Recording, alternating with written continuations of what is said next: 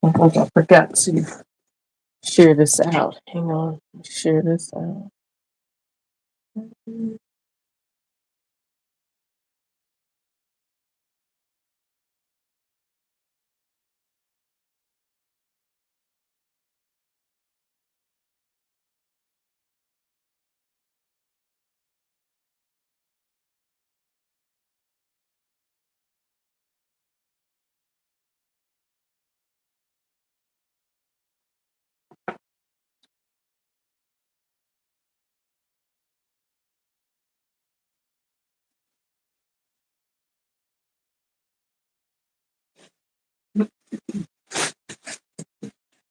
All right, I don't know who is in. I got a new project that I'm working on.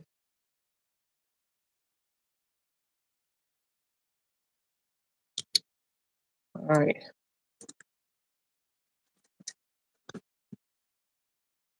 I'm waiting for y'all to come in. If you're in and you're watching, don't be a stranger. Say hello.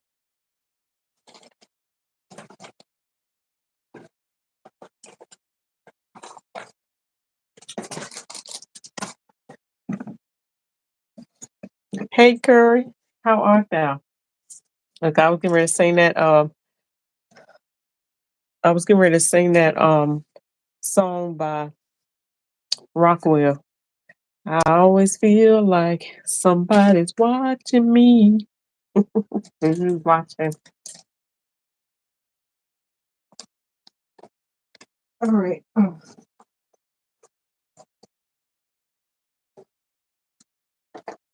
What are you working on tonight? Ooh, I'm about to throw some money away. Can't do that.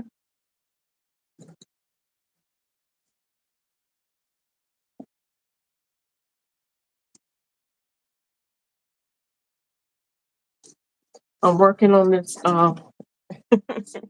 You laughing at me? I'm about to work on this knit fabric right here, but I got to figure out the right size needle because this stuff is hard to cut. Like it was hard to cut. So let me put this here, and hang on, I got to get some thread.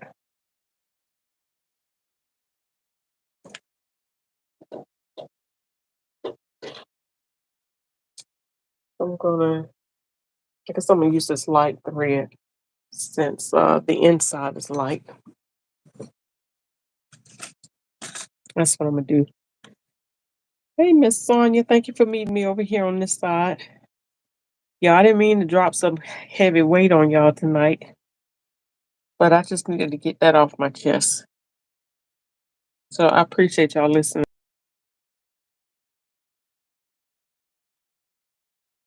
30 days. I hope not too bad.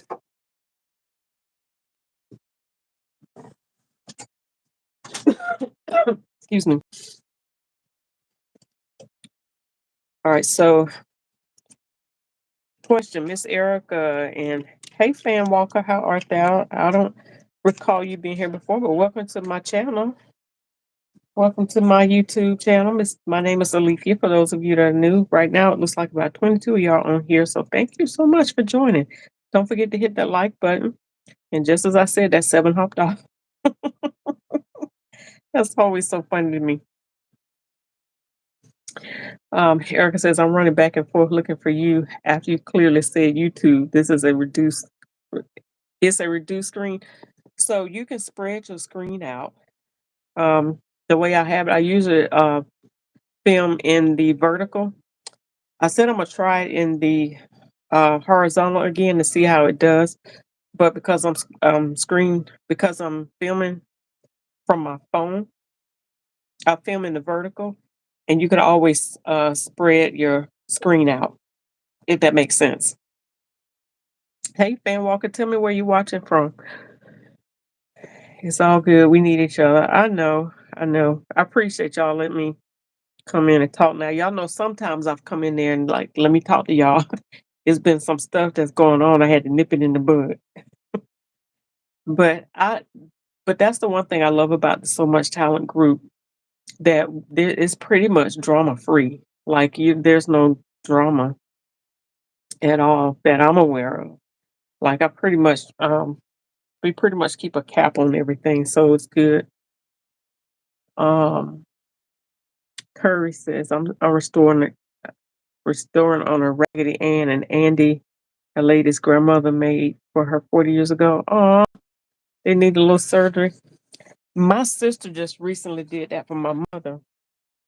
Like somebody had gifted her these little ceramic Charlie Brown, Lucy and Charlie Brown statues. They probably but about that tall and had been chipped off and everything. And my sister restored them and gave them to her for a birthday gift or a Christmas gift last year. Must be illiterate. Screen not open. Erica. Erica said, I must be illiterate. I'm sorry. Maybe it's not working on your screen. I don't know. I'm sorry. Love it. Okay, so I was going to ask y'all a question. So see how this is made in the back? It's the knit. It's stretchy, but it's got the sequins on the top. I guess the knit, the back don't matter.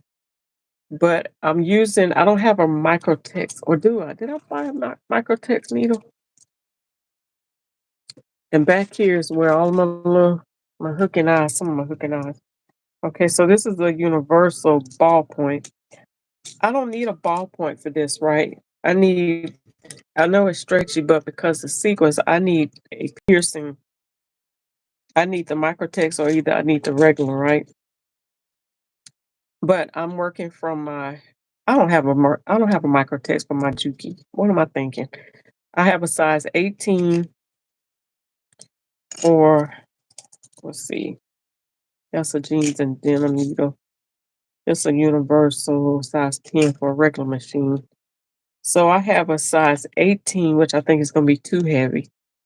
I have a 10. I'm not going to use it because I think it'll break it.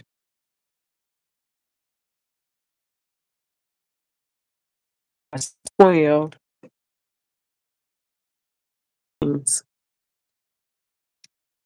I got to order me some more 14s.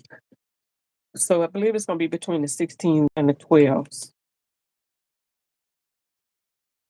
I guess ain't nothing to it but to check it out and see, right? Mhm. Probably a 16 for the Juki. Okay. Yeah, I'll put my glasses back on. Okay, Miss Erica, put your glasses back on. Yeah, I'm gonna try the 16. I was thinking of 16. Um, two, but we'll see. I have two cards of the 16s and two cards of the 12. But because it can break so easy, that's why I'm thinking the 16. Yeah, I'm gonna get ready to test it out and I'll let y'all know. But I need to wind the bobbin up. So y'all join me while I wind my bobbin. Yeah.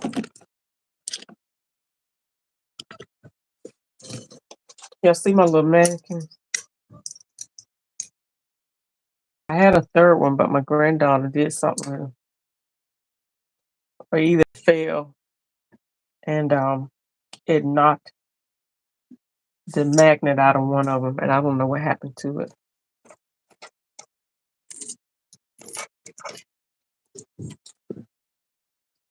All right, let's see.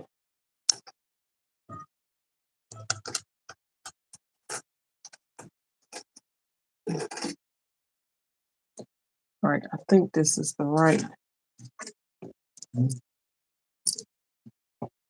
I usually have some extra ones. Okay. I should have just tested it before I tried to change the needle. Oh, I got a thread. I got a thread. I got a bobbin. I think, yeah. I got a bobbin already threaded. 14s are my standbys. Yeah, I generally would go by the 14s, but I don't have one. I use 14s for everything, so I'm out of them. So, and I didn't check my inventory. No, it's not. This is what I'm gonna do. I'm gonna use That's a great.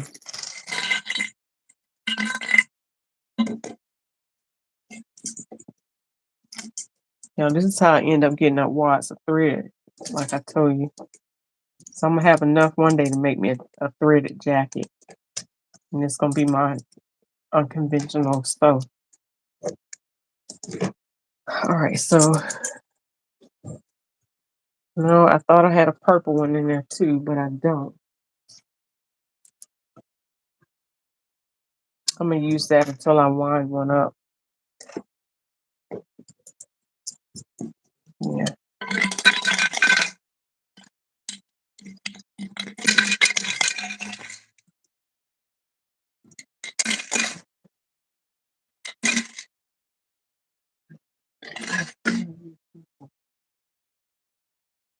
Now I might use this one until I wind my bobbin up. It's a gray, it's not purple. Uh, you can make me a purse. Erica, don't you be teasing me. I mean, not Erica, but don't you be teasing me, Sonya. What kind of purse you gonna make?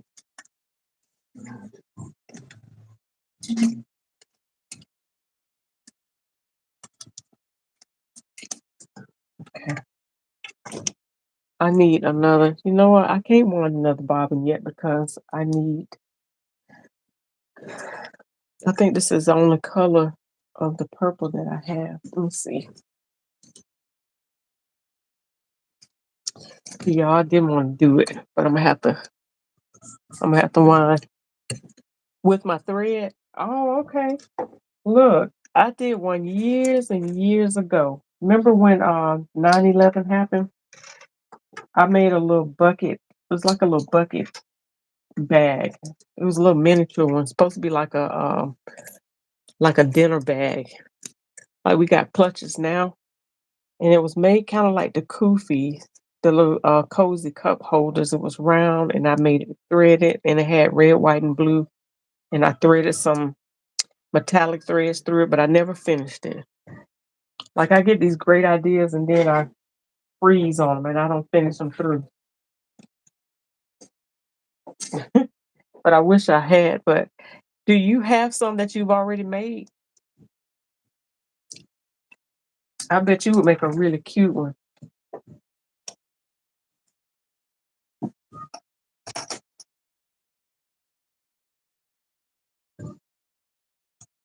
I don't know if y'all can hear that music, but my son, both of my boys are back there in the studio, and I can hear it because I'm down the hall from it.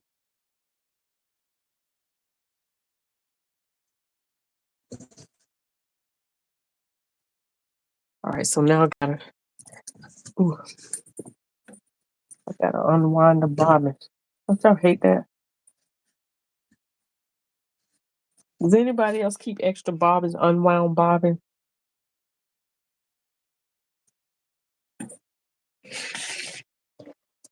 I buy them, but then I use them all. And I don't buy supplies that often where like I wish I did where I would buy bobbins every time I bought. Maybe that should be my practice to buy bobbins every time I buy.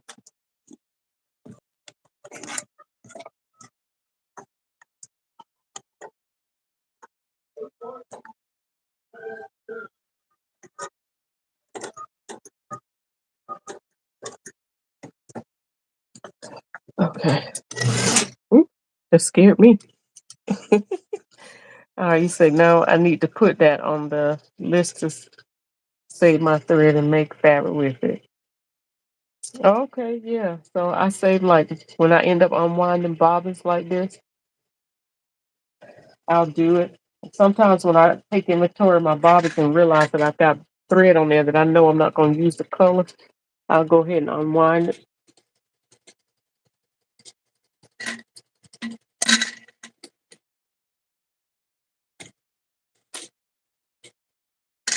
You know what? There might be some of my I might have to take some of that into account for the Christmas party.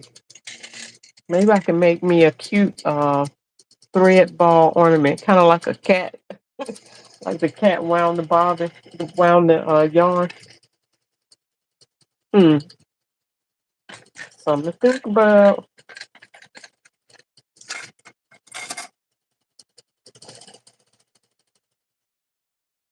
I'm gonna take this off. What did I do with my? Because I'm not gonna use that.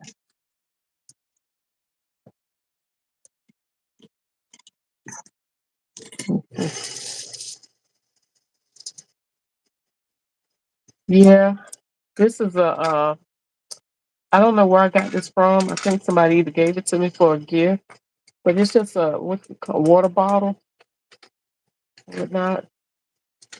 So I have them in here. I store 'em. I've got them up here. Uh, I've got some hidden up under here on the spindle. Like these don't even need to be up here. I don't know. Just keep them right there. So yeah, I got storage space everywhere. Now I'm trying to figure out where I'm gonna put my other pegboard. Like the wall behind me, I thought it was gonna be wide enough to put the pegboard on, but it's not. No, it's a purple. It's a lavender. Yeah, it's a lavender.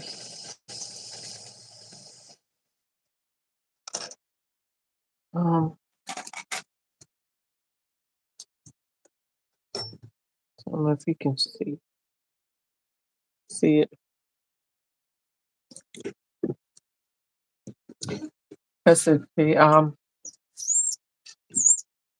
piece that I'm using is a purple and a lavender. I didn't realize I still had the bobbin in here.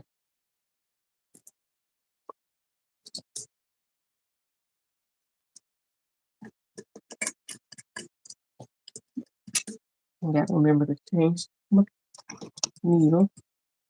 I've used this needle for the entire project and some, so I'm gonna go ahead and throw this out. Um, have you all seen?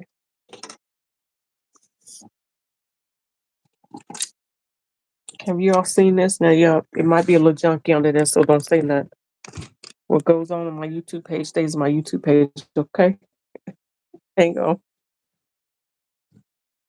Uh-oh. Okay. So, have you all seen that before? Well, I know you've seen this. This is my pen magnet. So I use this I spread it out. I showed y'all this. It's a magnet where I get my pens up off the floor.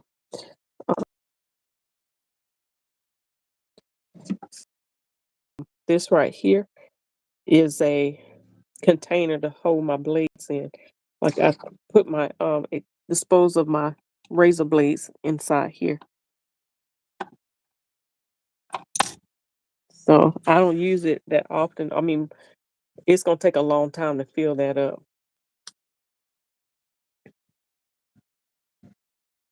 But I think I got it from Wawak.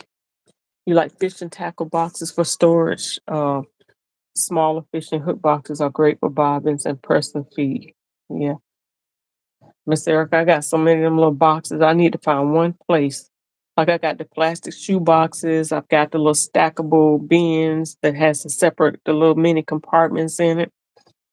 I had a tackle box one time. I still have it that I use for my. They still use them like at David's Bridal in the alterations room. But they're the little mini tackle fishing boxes that has the compartments in it. So they use it to put the needles, the razor blades, the hooking eyes, and things like that in it to keep it. That's a good resource. All right. Well, let me get in here and finish threading this. I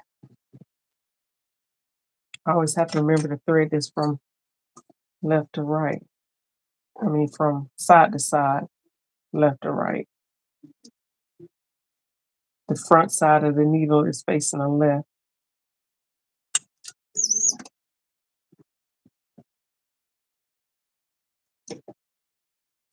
You try to thread this back to front, you're gonna mess up.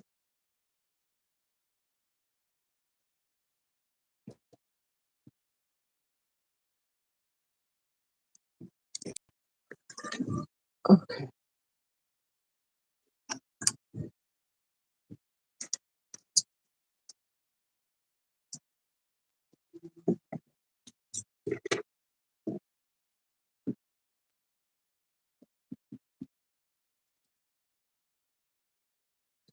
Hopefully over the weekend I'm gonna be able to get to my nails and shorten them because they've gotten too long.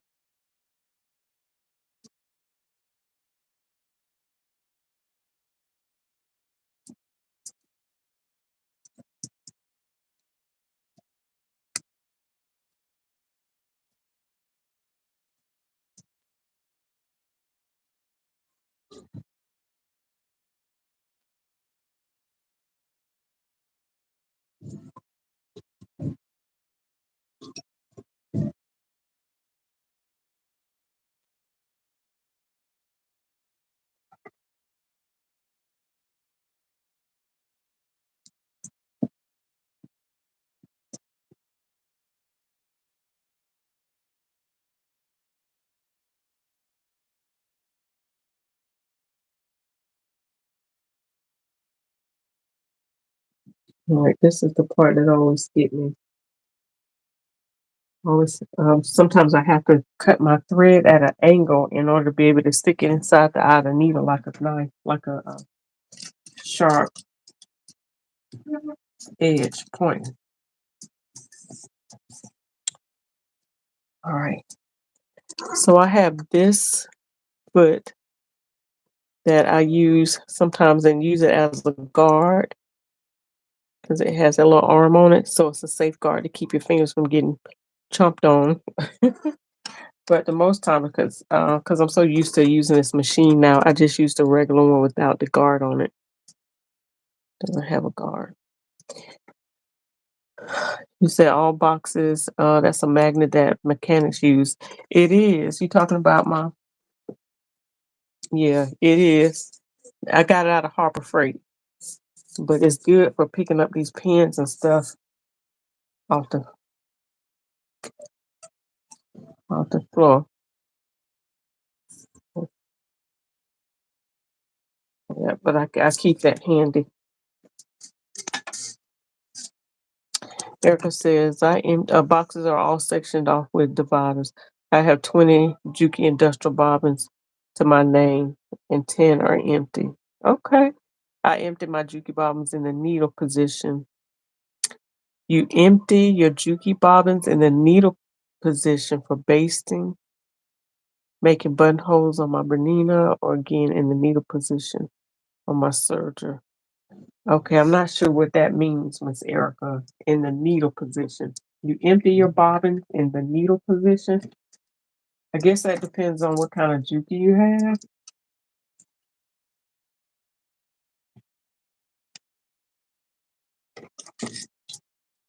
All right, I'm going to bring you all closer so y'all can see how this is gonna work.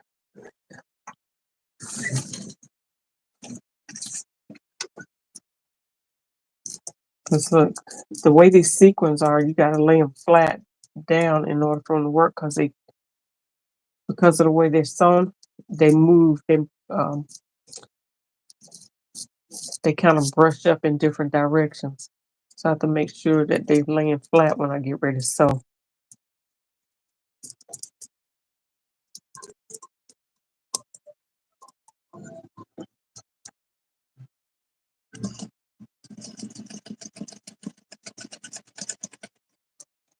I'm kind of scared to run this through my serger because I don't want the timing to get off. Does anybody use sequins like this under their serger? So you can't see the seam, that's for sure. Well, you can't really tell it's a seam. Um, Somebody asked me something about thread or what stitch length do you use for that thread. I'm on a three, number three, 3.0. Erica says I use the red Folger coffee container with slits cut in the lid for sharps. Okay, gotcha. That's a good way to store. That's a good way to store those. All right. So this has really only three pieces. Well, one, two, three, four, five pieces. It has the front piece, the back piece, which I cut on the fold. I cut the back piece on the fold. It has the two front pieces. Um, these are the front pieces, and it has darts in it.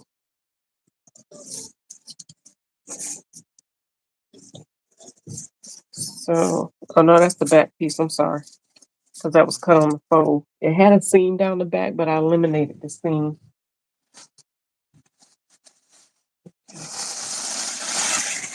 This is the front pieces. Yeah. This is the front pieces. I already marked the darts. I don't know if you can see that right there. And I clip the sides. I like to put a pin right there. So when I bring this together, oh, I got it backwards. It's this way. Or is it? Oh, it's this way. That's a long dart. Is it that long? What kind of dart is that long?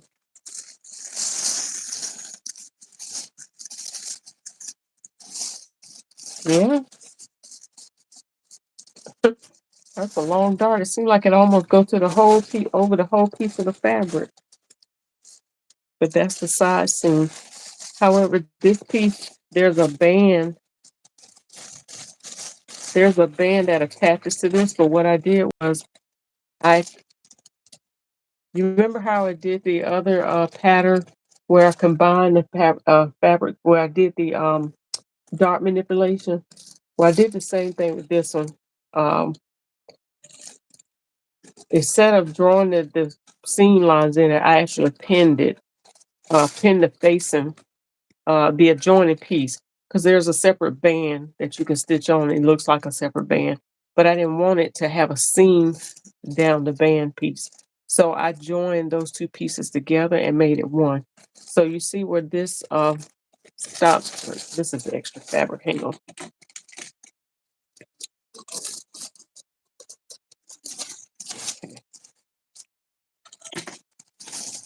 That's the extra fabric right there. Okay. So see right there, that is the, let me get back there. All right, so that's how that is. But you'll see on here,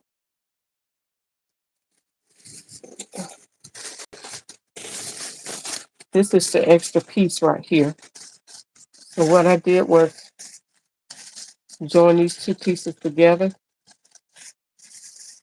So now it has the full, let me pin this up because me trying to hold it up in thin air ain't working.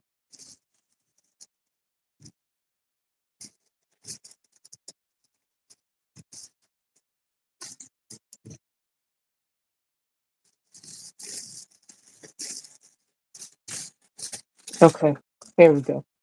All right, so see now it has it's full front. And so that's what I did. I pieced it together instead of having a separate band. I pieced it together and um, cut it as one piece. So you said top of the machine. What's at the top of the machine?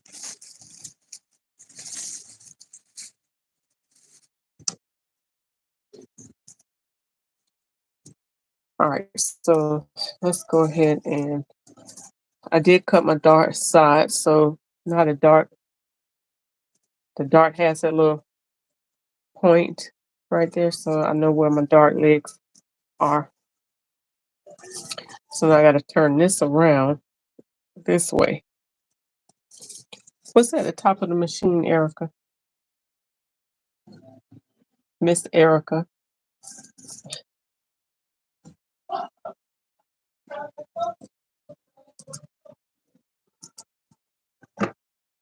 All right.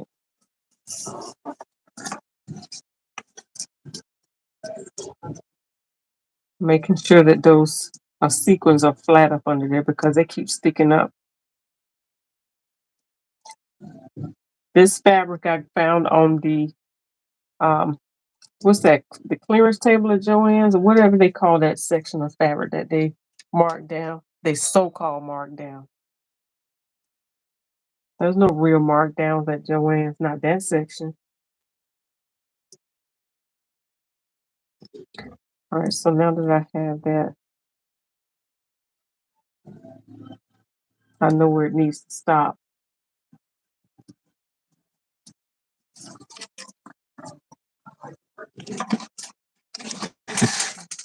Oops. Okay.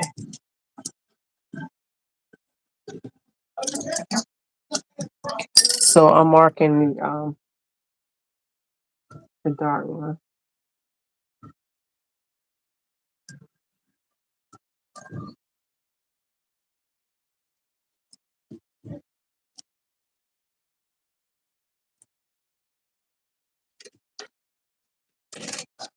One thing, one way, Mr. Hey, love bug, how art thou? All right, so one thing, one of the tips that gentleman Jim gave in that song retreat that we did in 2018, he was one of our first guest speakers. But in his tailoring class, he said what he do instead of marking both legs of the dart like the V, he said what he do was mark down the middle and one leg. So that way you know where you fold it on the center line, on that middle line, and then you have that line just like that, just like this to stitch on. Our art fine. Thanks for asking. All right, so go ahead and I knew that was going to happen. My earrings fell off on the floor.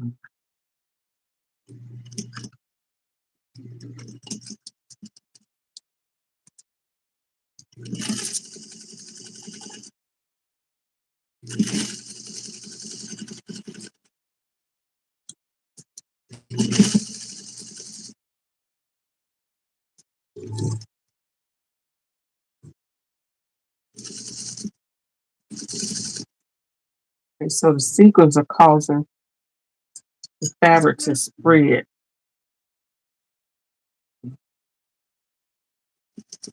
I gotta make sure the sequins are flat.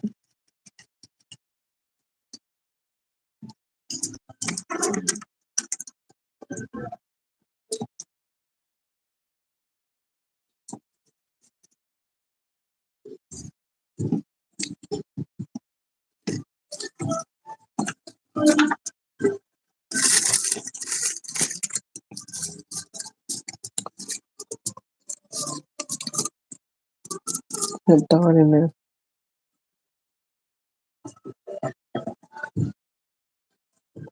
Probably could have just eliminated that dart out of. What I probably should have done is did a I should have eliminated the side dart. Now it may help her, I don't know, but I should have eliminated the side dart and brought it up to the shoulder. And the reason why I say I could have brought it up to the shoulder is because the stitching is straighter, and you probably wouldn't have even seen that dart at the shoulder. But it don't really matter. Lynette says French darts are longer. Okay. Simplicity on sale. Yeah, listen. Thank you, pattern. You the fabric whisperer. Carol is the fabric whisperer. You the pattern whisperer. Carol is the fabric whisperer. But yeah, I was in there yesterday, and the lady, one of the workers in there, she recognized me from always being in there. She said she just rolled by her little buggy. She said, "Simplicity patterns on sale, 99 cents tomorrow," and she kept going. So I'm thinking maybe she wasn't supposed to tell me that. All right, so I'm gonna show you what I was talking about.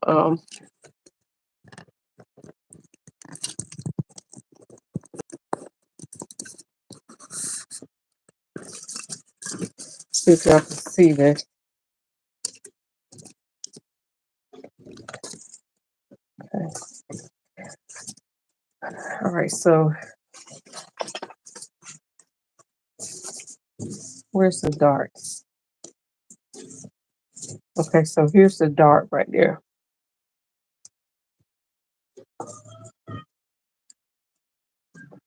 All right, so you can see the little point on the dart right there, the center point. All right, so I'm going to mark that from the center all the way up.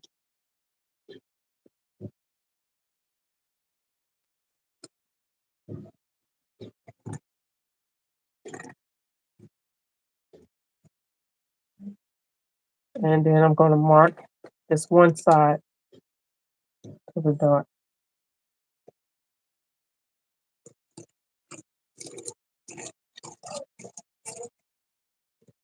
Okay. So I didn't do the second leg. I just did the first leg. You see that? So I just did the center right there, and then I did the one leg. I didn't do, oh, let me turn around this way. See it that way. Okay. So I did the center, and then I did the one leg, but I didn't do this leg right here. So when I fold it, it's going to make it right. It's going to line up just like it should be.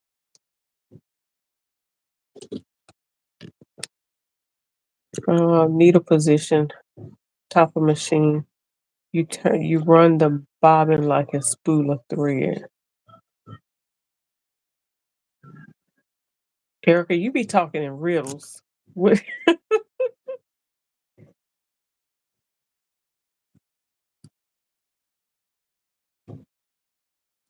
You be talking in riddles, Miss Erica.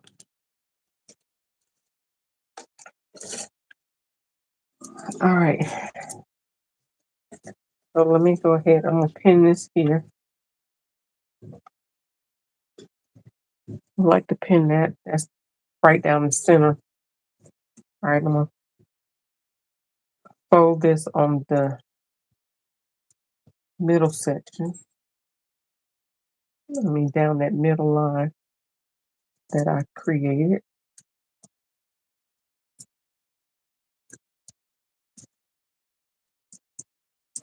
So when I sew this, I know that the dart is correct because I don't have to worry about trying to line the dart up, match it, or making sure it's matched up on both sides evenly. By doing this, it's going to always be correct because I'm only trying to follow the one side.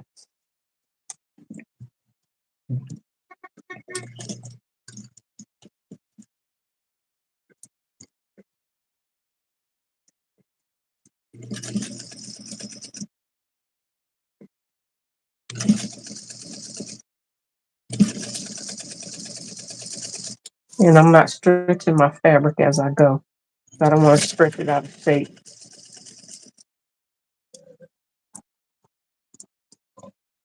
Okay, we'll change this around. The sequins are really get twisted right there. So I have to be careful.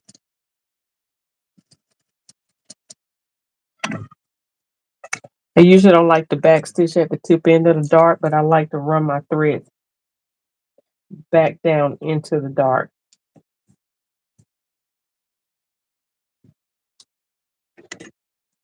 All right. And the darts are done. All right. That's funny. I had a dart question. You had a dart question? What's your dart question? Go for it, Miss Lynette. That needle is chomping away. You may need a new needle soon.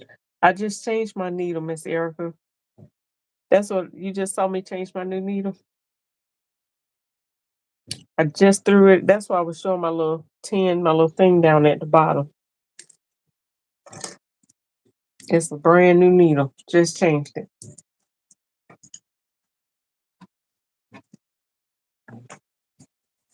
All right.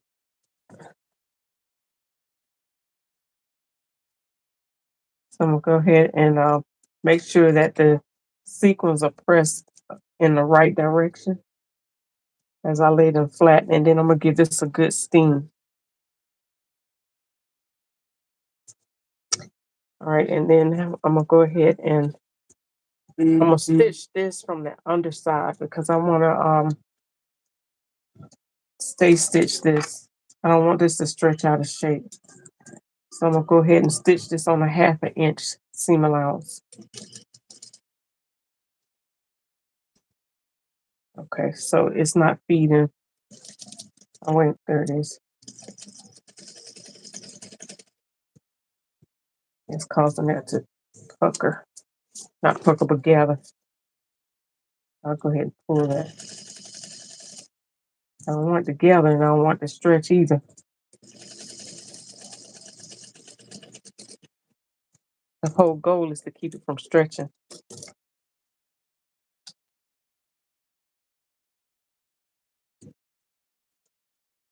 Okay. Now I could take some a little bit of fusible interfacing and fuse a little strip right along here to keep it stabilized and keep it from moving, but I don't want to make it too heavy. All right. You said, okay, when you place a dart in an item, is there a particular length it should be if one is not called for in the original design? Okay, so in the video that I just did before this, like the first video of that 3-part series where I was making that gray garment, I think, were you on there that night? I was talking about dart manipulation. So it depends on where it is. Like that night, I was doing the bust darts. So your bust, you have your apex or the point where your nipple is or should be. That's your apex right across the nipple part.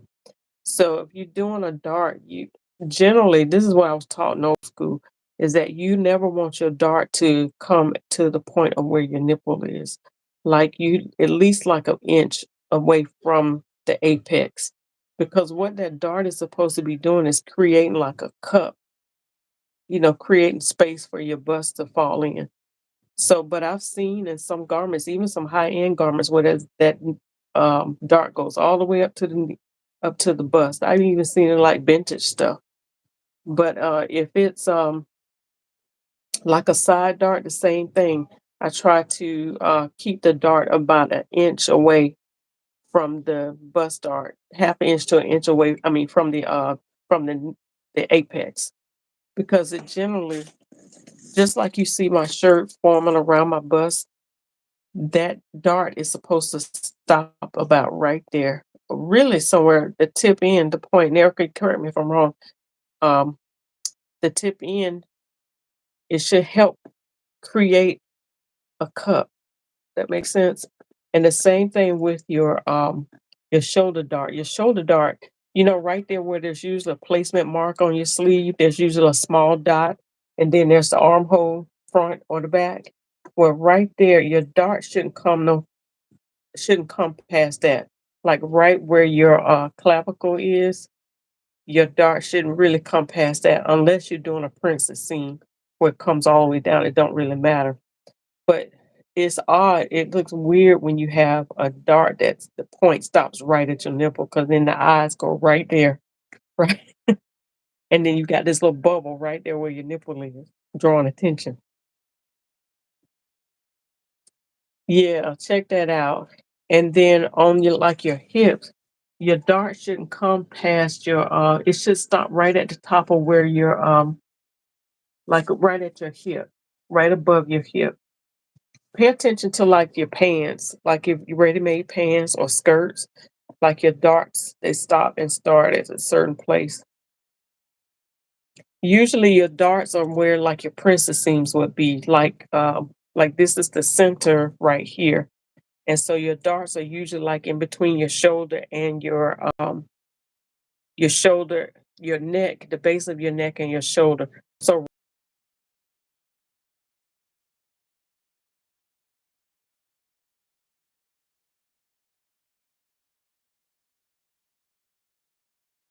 princess seam might would be, that's where your dart should be.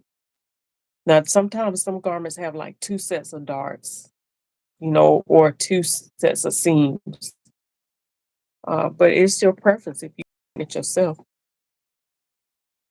It makes sense. Okay. Bust darts are traditionally 1.5 to 2.5 inches away from the areola, depending on uh, busy size. Yeah, I like to do no less than maybe about an inch, but it definitely shouldn't be, you agree that it shouldn't be right at your nipple or areola, but where your areola is going to be wider than your nipple. So it should be creating a cup. Like, and I agree with Erica, like, just say this is your nipple here, but your areola is here. Your bust dart shouldn't, it's like in the wrong territory. It should be shaping a cup. And it depends on how big your bust is. Like she said, that where your bust dart is gonna rest. Because some people have fuller tissue and real round. And so wherever your dart needs to stop to create that cup. Like right here, my dart shouldn't really be coming this far up. It should be like right in about here.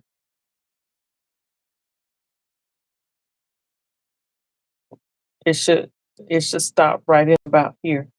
That's why they call it a waist dart, because it should be right for your waist.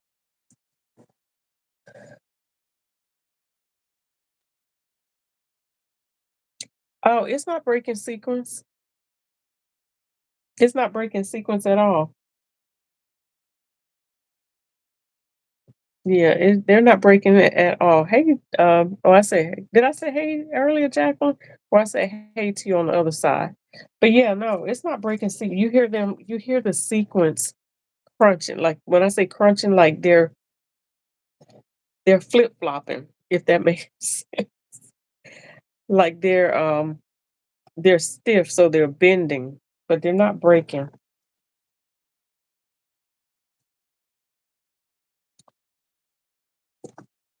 All right, so I'm gonna stabilize the other side. I want to do something. I want to see if I can sew on top of this, stabilizing this one.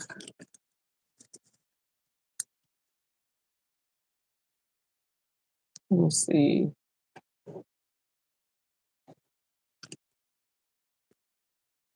Bring this out just a little bit. Okay.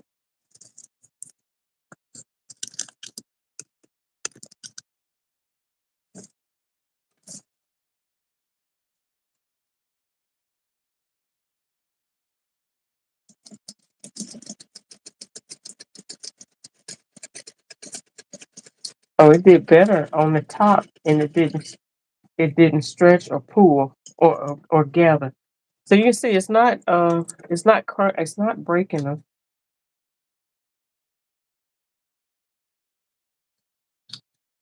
Now, if these were like the kind of sequins that were heavy, like paillettes, well, these are like mini paillettes with the sequins, but paillettes are really big. But if this was something really serious, like this is not a couture garment, or this is not something that it's gonna be that big of a deal. When I say that big of a deal, like I'm not putting that much attention into it. You could literally probably cut these sequins out to make it easy to sew. And if you did that, it takes a lot more time, which we're not doing that. I don't have that kind of time. But yeah, you would clear those sequins out, at least out of the seam allowance way, and then use your left or right zipper foot or piping foot. This one's the double, the little narrow foot, but you would use the right or left one I used last night, and so close to where you trimmed off the sequins. But we're not doing that. Um, hey, Miss Claudia, how art thou? How art thou? Good to see you tonight. All right, so y'all, I'm gonna get up and let me go over here and press. There you go again, up in my nose. Let me press the darts down. Um, I'm gonna test a piece of fabric and see what the darts do. Pressing the seams, pressing the dart open. Huh? It's 12 o'clock at night. We're talking about get some food. 12 o'clock at night. Might as well. Yeah, talking about get food at like sugar.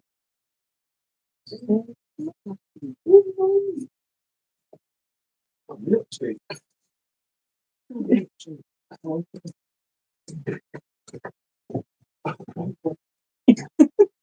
Y'all be safe out there. All right, let me see. I'm gonna test this and see how the dart is gonna do if I press it open. Because right now it's kind of thick.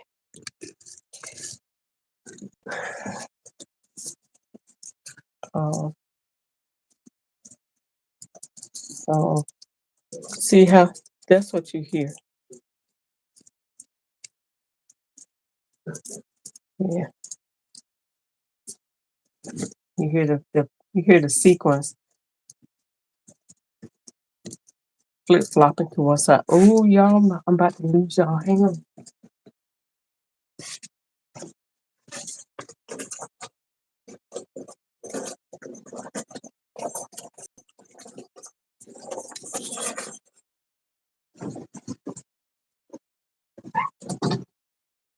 Oh, I thought I didn't hear a door close.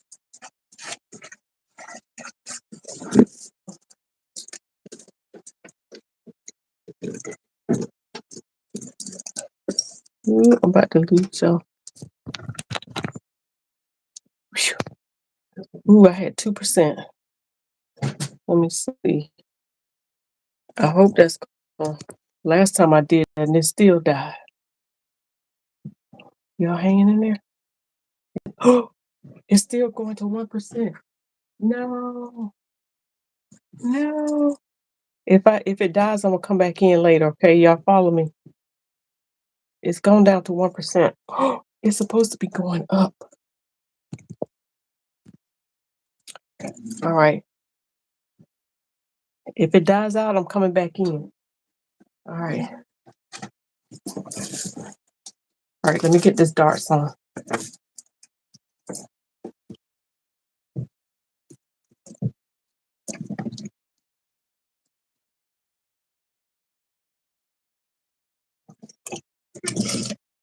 Just a random dart.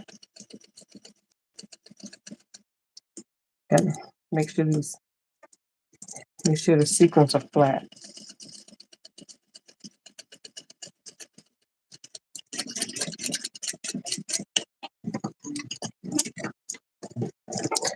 See where you are. We're still on 1%, y'all. Lord Jesus. Don't let it die. You say your life. You like me, I forget to charge my phone. Yeah. I think my armhole princess darts are very flattering for large bus lines. You think armhole darts are? Yeah. Y'all, that 1% is just hanging in there. Why? But it says it's charging. Okay, so I'm getting ready to press this out. Oh, here's my.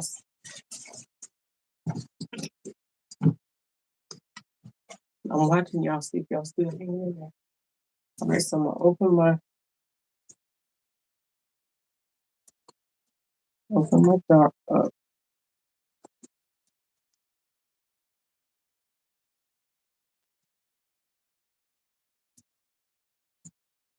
Trying to get as close to that point as I possibly can. At that. Okay. Y'all still hanging in there? All right. Get that dart point get flat as possible.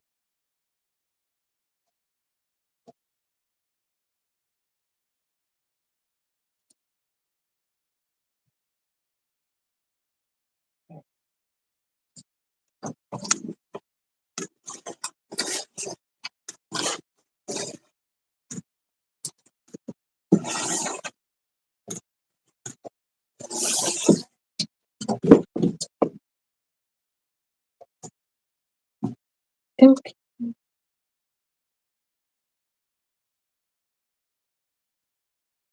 The way this is set up, the the what do you call these things? Sequins. They go any which way. Just got my little pressing cloth, makeshift pressing cloth. Go over the thing.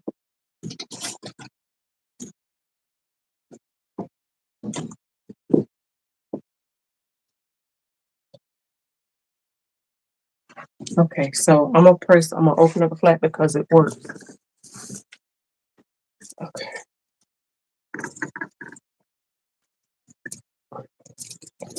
so that's the dart pressed flat open. I'm gonna show you what it looks like pressed.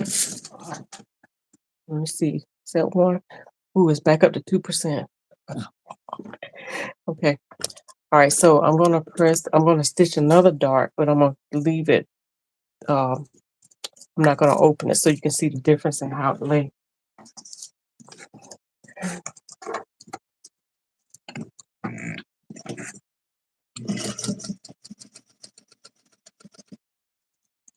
Still making sure my sequins flat up under there.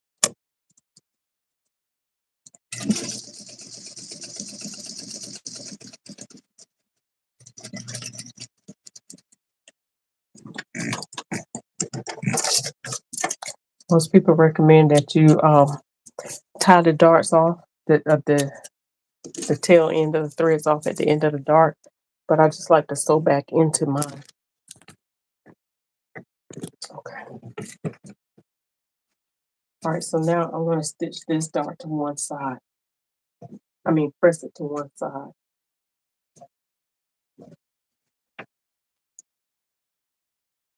And you're going to see the difference. You usually press your darts downward.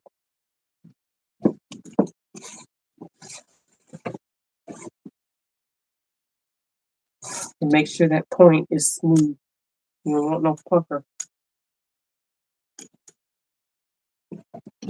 What I like about the gravity feed iron is that it do not melt your sequins. And that's another reason of keeping the pressing cloth so over it and not because you don't want your heat too hot. Some of your irons get too hot. It melts the sequins and causes them to curl up. You don't want that.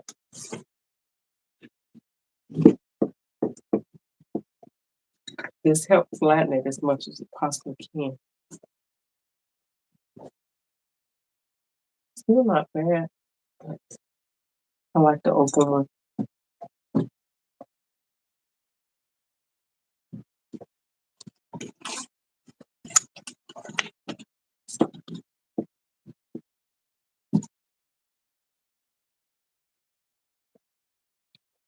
Well, it's not a big difference, y'all. It's not a big difference. Okay. So this is the one that's flat open. And this is the one that's sewn to one side. So it's really not a big difference. Which one do y'all like best? Can you tell the difference? That's the one sewn to one side, and that's the one flat open. Which one you like better? Can you pretty much put darts anywhere it makes sense, so to speak? Yeah. There's no real rule on where you put a dart. Wherever you need to put a dart to create shaping. Say, for instance, wherever you see like a pucker or a fold in your garments, like see right here, if I put a dart right there, that'll help decrease that. I mean, like you don't really want to put dart there unless it's a design feature that you're doing. But you can see by doing that, you can put a dart there. But instead of putting a dart like Erica was saying one time, this is what you would call an armhole dart, like from here to here. That will be an armhole dart, okay? That will help get rid of that extra that you saw right there. Or you could manipulate that dart, close this up, and open the shoulder seam up and push that opening to up here. So, say for instance, I bring this in order for me to take this out and not put a dart here, and I want it at the shoulder, I will open the shoulder up to here and come down to here, do a little um, cut here. Say, for instance, the dart. Let me see if I can. Hang on.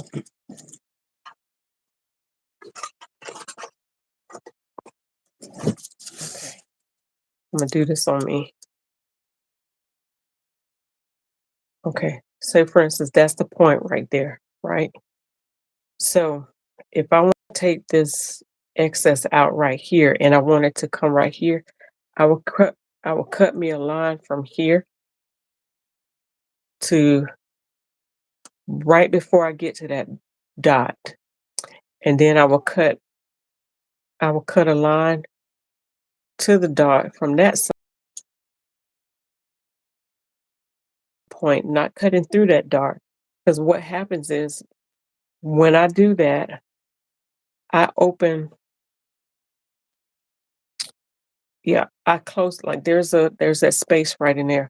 So I close that space up there, but I open up the space here, allow that fabric to travel up to here and open this up. So now I close that gap up there. Does that make sense? Because if there was an actual dart there, that means that when I open this up, there will be a pie-shaped wedge right there. But then I don't want that dart there. So I'm gonna use this. Let's say this was the dart. Say that was the dart. So I'll cut this out right here. Then I'll close this up and that'll eliminate that fabric. But then now, because I cut this here and this here, I slid this over. That makes sense. And that way now the dart is up here. I hope that makes sense. How are you going to protect the body from those sequins since you butterflied that dart? That's a good question because I haven't decided whether I'm gonna line it or not. If I do line it, it's gonna be like a half, like a bodice, just a bodice lining. It's not gonna be a full lining. But that's a good question. I haven't decided what I'm gonna do yet. I've been debating. Plus, the neck band in here, the facing. I think I'm gonna use a sequin fabric to do that. One of the things that I could do is take um a tool, like a soft tool, and just add it in that area right in there, or like a we don't sell voile anymore, but it needs to be something stretchy, and that's why I'm thinking tool or even like a power mesh to add right in there, just in that little part. I could One of the things that I could do is trim out a dye a piece of facing, which is going to take a lot more time to do. I could dye a piece of inner facing, probably cold dyes would take the color of the inside and then press over that piece. But then if I do that, she opens it up, you can see it. So I don't know what I'm gonna do yet. I haven't figured that out yet. But it will solve it if I didn't cut it. If I didn't open it up, it would cut. I wouldn't have to worry about that. So I don't know. Because the dart looked just as good if I left it and folded it flat. I didn't show you that side. So what Erica's asking me is, what am I going to do to protect her body from this? Which, unless she's like rubbing up against it like that, it's not going to really hurt it. But she's not going to probably even feel it because she's going to have something on up under it. This is a cardigan. So she's going to have a jacket or something. Now, the thing is, though, if she does wear something under, if it's silky or if it's a knit, these sequins could pick that knit and ruin the blouse or whatever it is that's up under it. So it would need to be something that protects it. But since this looks just as fine to one side, I might just do that. Might just leave it open.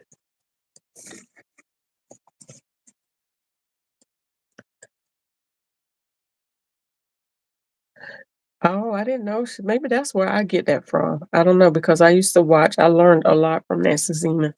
You'll see where I stitched up this I had cut this out too low. I cut that way too low, so I tried to stitch it back up. Um, all right, Lynette says she likes it flat open. Uh, look you say you look forward to learning more about this. So y'all hang tight because I've got all this stuff is in my head about these classes. Like I think of one class and I think of another one. So it gets overwhelming. And then I was like, okay, I gotta have time to sit down and really just put the step by step together. Um, but I may do like I did before in order to just jump in there. I might just do a interact. I like doing my interactive classes, but I do want to create one where you can go back to it and look at it. But my initial, like for some of my patron viewers, like once a month, you might get an interactive class to go in depth on some of these things. But if you want like a step by step, then I'll have that uh, planned out into a class form so that you can really go back to it at your own convenience and look at it. Like I was just talking with someone yesterday or day before yesterday, I think it was yesterday, about pants fitting. Like some of y'all still have trouble fitting pants, and that crotch is the issue. And one of the things that I found with her is that she wasn't using the crotch depth measurement to figure into her crotch adjustments. Like she had the front crotch measurement and she had the back crotch measurement, but she wasn't utilizing the crotch depth measurement. And that's important because if you have a butt, whether you have a big butt or no butt, that crotch depth is going to be detrimental in knowing how to curve out your seat and where your seat is supposed to sit at. So without that, she found out that she wasn't utilizing that, and that was causing the back of the seat of her pants to frown, which means that the front crotch was pulling too much in from the back. You didn't have enough room in the back for your butt to sit down in, and so she needed to reshape her crotch. So if you remember me saying that, yeah, that was in my class. I don't know how long ago was that. That was a long time ago. But that class, part of that stuff is still up in the So Much Talent classroom. I never took it down. But usually, if you have a big seat, wide butt, big butt, or you need more room, like most pants patterns are cut like on a slope, kind of like that. They just kind of cut at a slope. You got a butt, like you got to scoop more out in order to give your butt more room to sit in. But if you don't scoop it out enough, then your seat is trying to grab for fabric, the front is trying to grab for fabric, your butt is trying to grab for fabric. So you're gonna either have a wedgie or you're gonna have camel toe or you're gonna have both. So you gotta make sure you got room in there to sit down.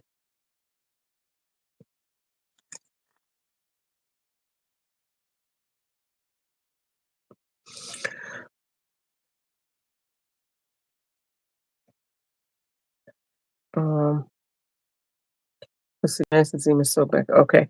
Lift the presser foot and drop needle into dark triangle almost at the end. Like a camisole. What you mean, Lynette? Like a camisole? Mm. Armhole princess darts go all the way past the. Yeah, you talk about the side dart, like from here to here. Is that what you're talking about? Are you talking about a side dart, Erica? When you say an armhole dart?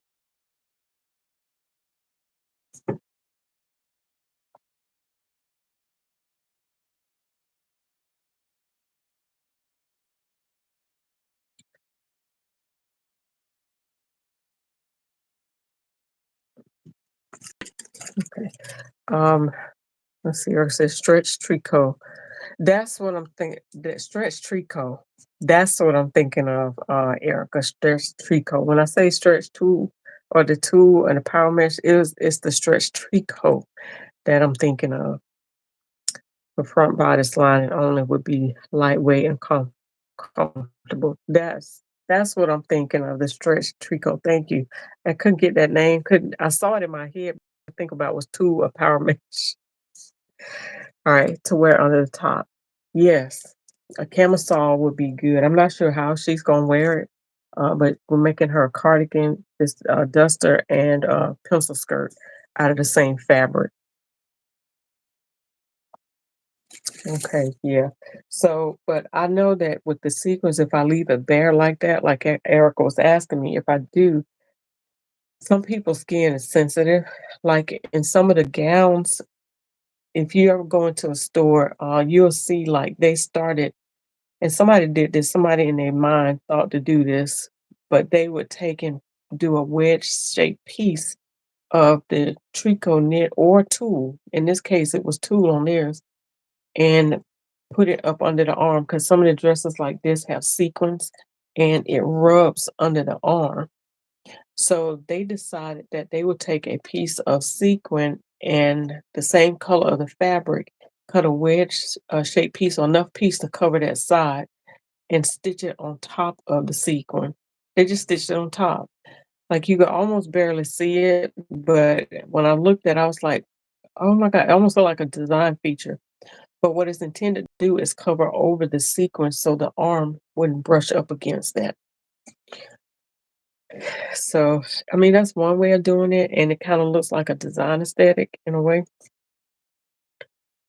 But I think I'm going to leave the dart in place, leave it open, and just press it to one side. That way, if I decide not to line it, because it's already going to be enough that it's not lined, but it's not so bad.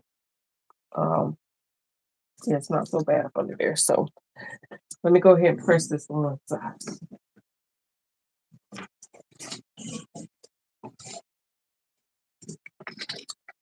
But you see how I tested it first on fabric on something else before I decided to cut it? Because what if I cut it and didn't like it? It's just gonna be cut, and then I gotta figure out what to do.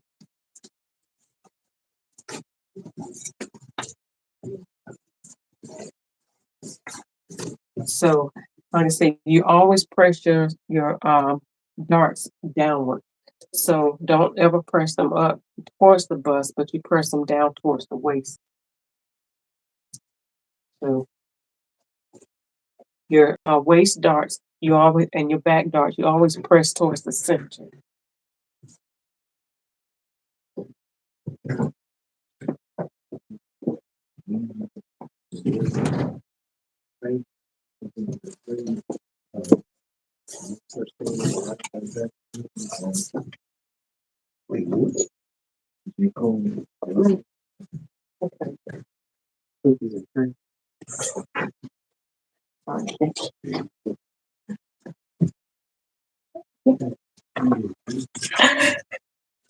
They brought me a milkshake. I told them, I said, shh, because their dad be saying, you don't need no milkshake.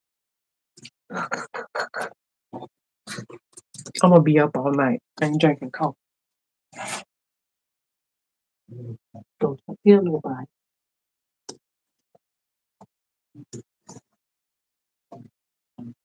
Let me turn it this way. Something. I believe that better.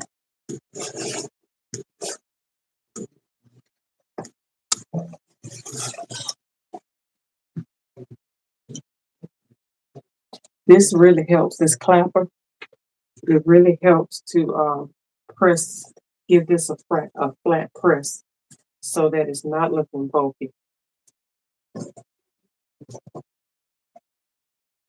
And this one, Uh,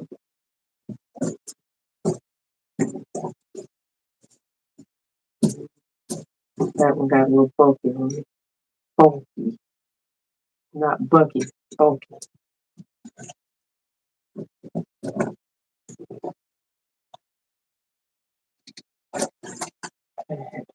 Open that back up. Okay.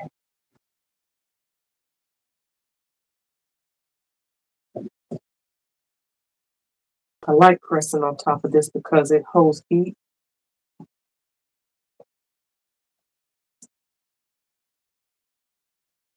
In between the clapper and this seam roll, the heat does what it needs to do to give a good crisp press.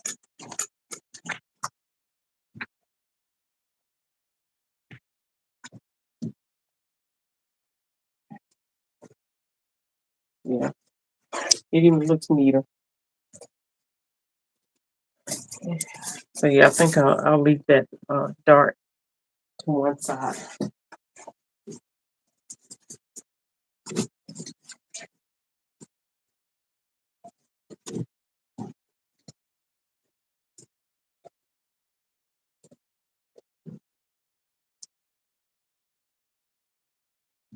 So then really make sure up under there that it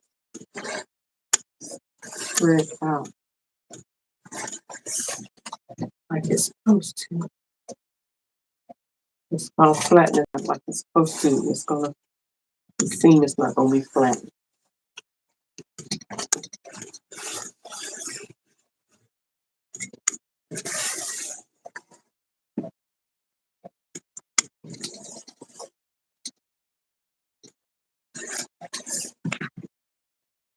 One of the other things you don't want to do is iron the sequins back and forth because what it does, it'll stretch the fabric. You want to just kind of hold it over like this, just press it.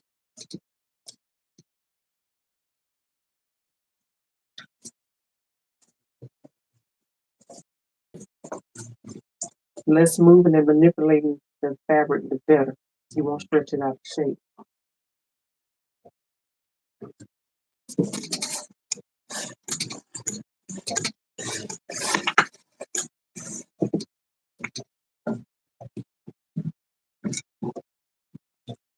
Okay, yeah,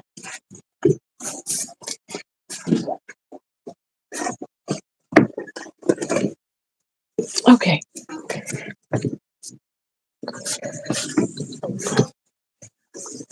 Yeah, that's a good idea. You always use your clapper? Yeah.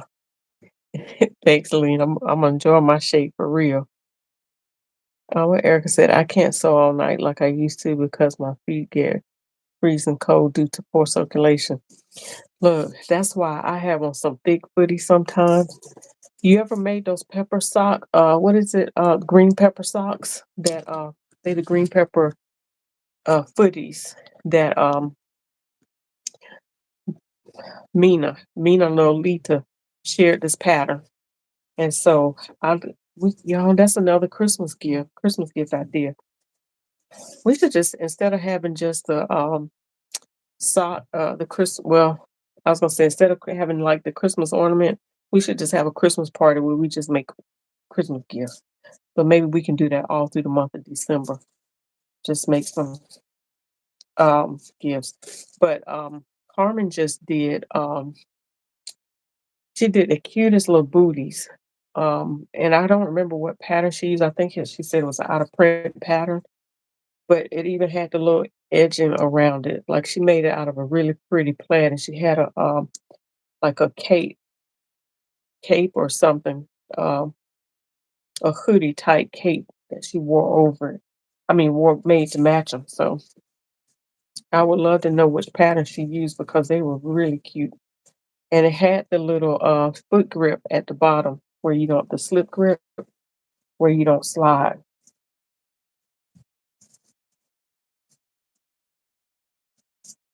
All right. So I kind of got a feeling that I might end up taking this in. What size is a size 28? I know like a 16, a 1X is like a, let's see, I don't know what size is a 28 in patterns. Usually in patterns, if it's a 28 in patterns, and it's like a 24 in retail. I mean, yeah, it's like a 24 in retail. Um, patterns are usually two sizes bigger than retail. Used to be, but now it gets tricky because I think it depends on the design. Um, I think it depends on the designer ease. Uh, you can also take down. Okay, I read that. So I had chemo in 2013. This is a side effect called peripheral neuropathy. Okay. Well, I'm sorry to hear that, Mr. Erica. But you still so right, because I seen didn't you make your bucket hat or something not long ago? Or you was just sharing something that you had made for.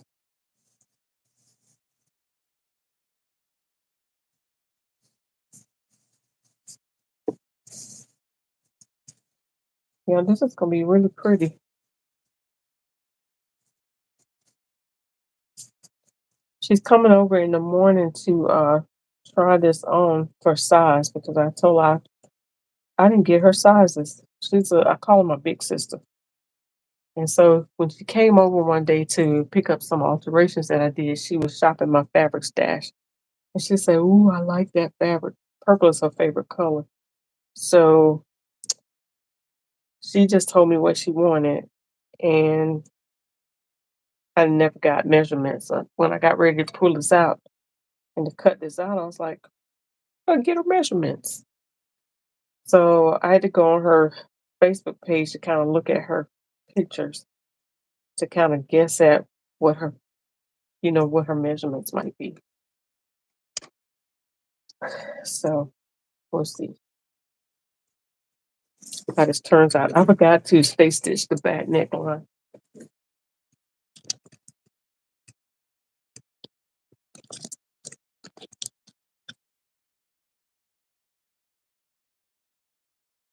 This is so sensitive.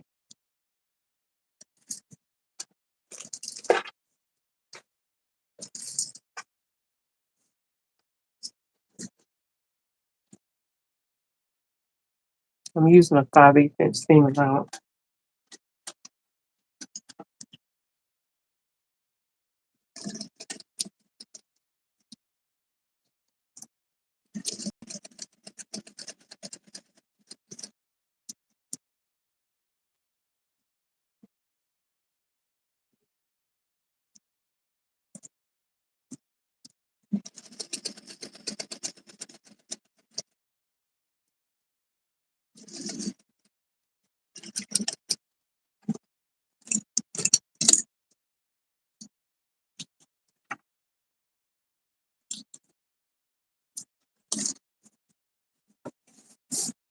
The only thing I don't like about this so slippery.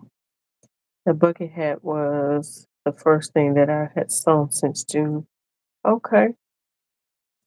This has not been your year? Oh,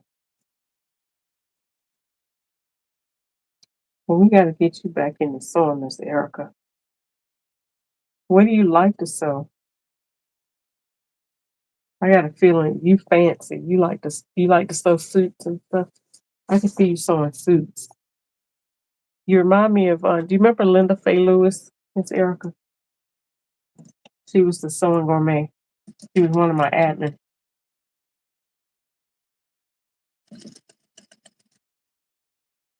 She used to like to make coats and tops.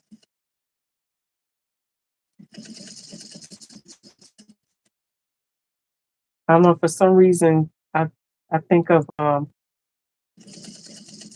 Miss Linda when I think of you. She was a cosmetology teacher, but for a long time I thought she was like a home ec teacher. But she said she kind of did it all.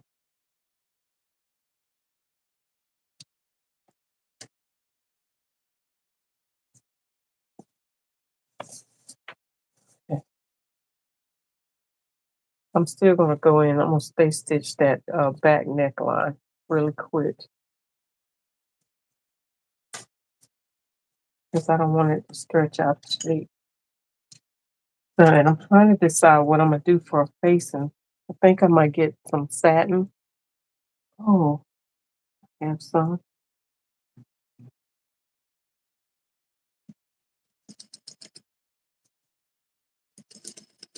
I'm not stretching it. And sometimes what I do to keep it from stretching is I'll put my hand on the back side to keep it from pulling away.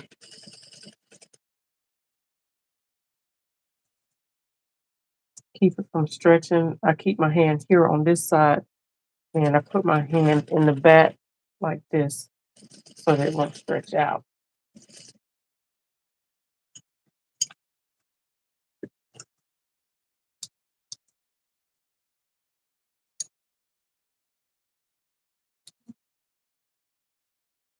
And that's how I collect all that thread.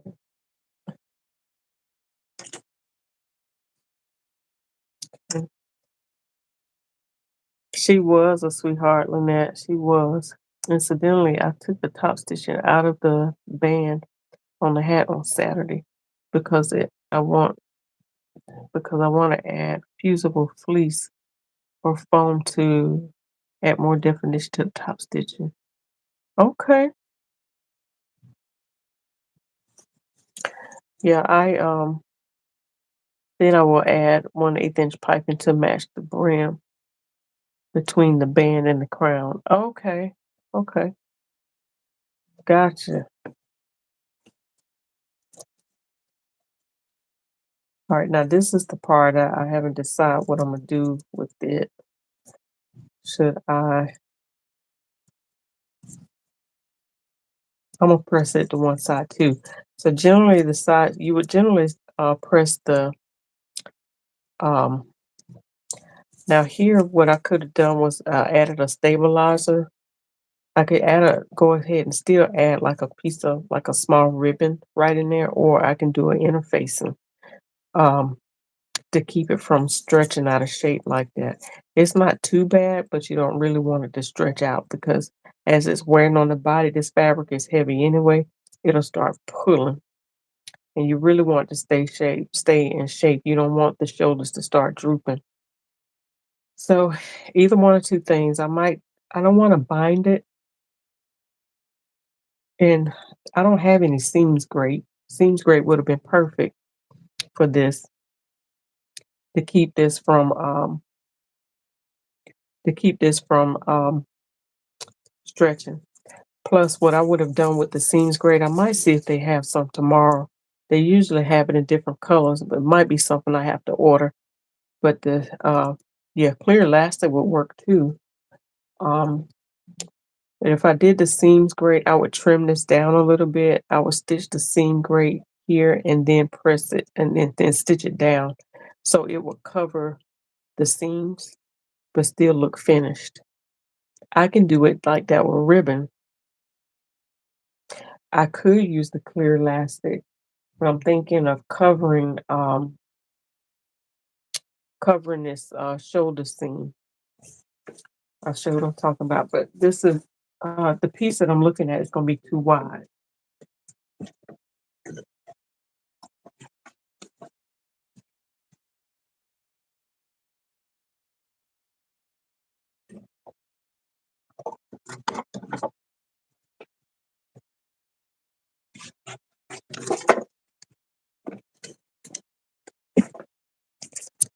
Okay, so I could use either of these.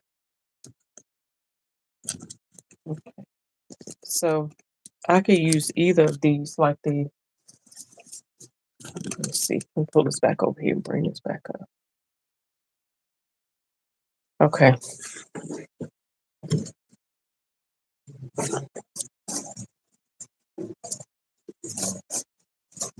So you can see that right in there. So I could trim that down, press it to one side, and I could trim that down a little bit, stitch the ribbon. If I had a narrow ribbon like this, I would use something like this. And I would actually stitch it down on one side, real close to the edge, actually a little bit above that seam, and then I would stitch it down and probably top stitch it. I would also probably trim out some of this up underneath so it wouldn't be so heavy there, and then stitch it down. But this one's a little bit too wide to do that. I wouldn't use it. Although I could, it wouldn't be bad. It might be a nice little inside hidden feature. Like, like I would stitch it down to the seam, just above the seam. Actually, I could take this and do like a Hong Kong finish, kind of a mock Hong Kong finish, or just a seam binding. I would still trim that bottom seam down some, and then sew that close to the edge and cover that seam up like that, and finish that off. But I don't want to do that either. And here, this will be closer to the seams grade. It's just the wrong color. I would take and trim this down. Again, I would trim that bottom seam down so it's not so bulky. And then I would stitch that over like that so it's covering that seam so it wouldn't be scratchy.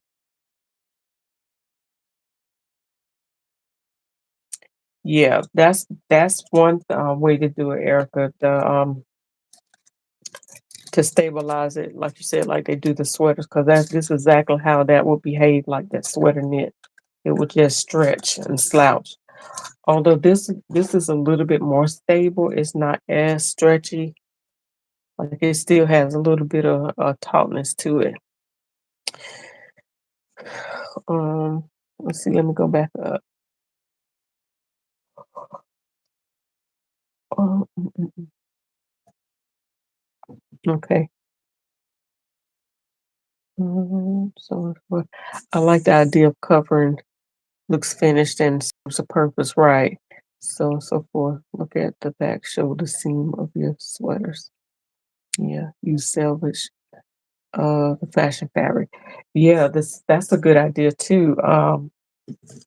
To use the salvage. That's a great idea, Erica, because it's a lot of it too. Yeah. So yeah, that's a really good idea. And you know what? It's pretty wide. I wonder if it's wide enough to. It might be wide enough to create a bias instead of actually doing a full out. No, that would work for the neck edge, but it wouldn't work for the sides. Well, I actually could use this to create uh, a inside facing. It don't have to be wide, just along the edge, maybe about that much along the edge. Maybe about that much on the edge. The inside, create a facing on the inside of this. Um, let's say this was the facing.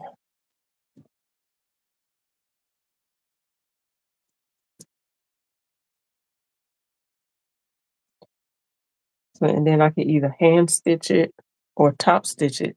If I top stitch it, you wouldn't really be able to see the stitching, but I might would just hand stitch it if I did that. So I'm gonna keep this in mind. The selvage, I didn't think about that, but that would be perfect to bind. Um, that would be perfect to bind this.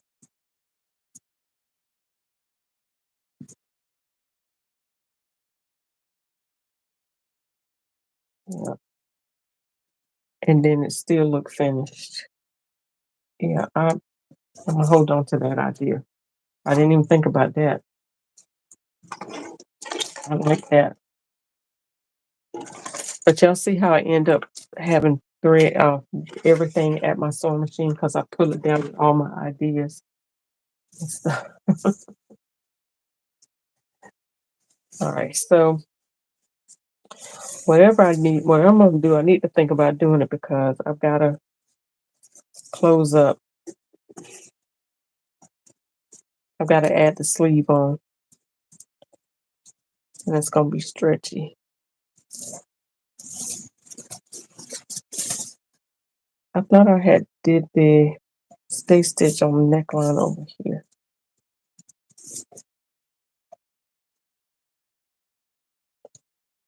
What did I do the stay? I thought I did the stay stitch on one side and then the other. What did I stay stitch? Hmm, interesting. Maybe I was just practicing or something. I don't know. You said, and the backing of the center front panel that you are adding. Yeah, that's what I was thinking of when I was mentioning that stitching, hand stitching it. I was thinking of the center front. Um, yeah, I may visit that. I may do that. If I do that, I think I may use a tricot knit interfacing to give it a little stability instead of just keeping it as a knit without anything on it. So to give it a little bit extra support. But I'll use a tricot knit so that it's not too heavy. Okay. I could have sworn I had stabilized both neck edges. I'm keeping it from stretching.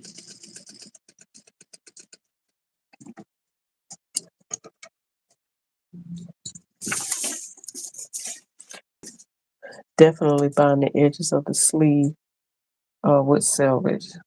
Yeah, that's a good idea too. Okay.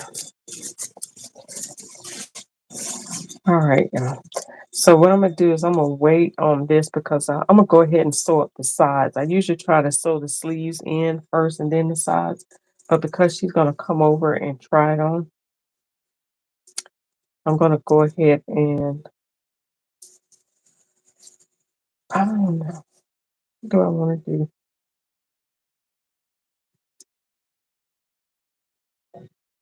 Hmm. Okay, so this is what I'm gonna do. I'm gonna go ahead and sew the sleeve on.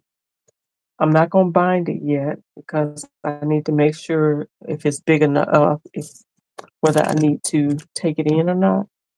Because I made it a little bit big. It might be too big for her. I don't know.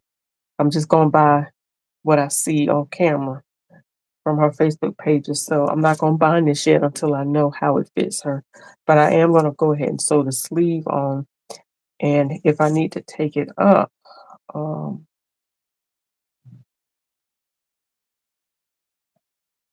you know, I usually like to sew. If I had to take it up, it's easy to take it up from the arm all the way down. But I'm just going to go ahead and sew the sides up. And I'll just kind of pin the sleeves on her when she gets here.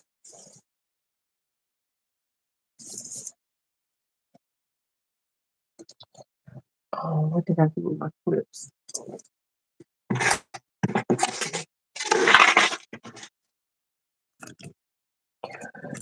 Yeah, I think I'm gonna base my sleeves in place other than that. Yeah. Yeah, I think I'm gonna just base the sleeves.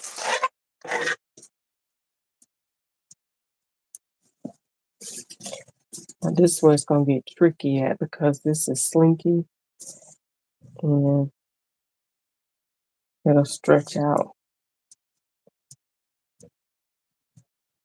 I think I'm gonna use my velvet foot or my Teflon foot for this to keep it from sliding.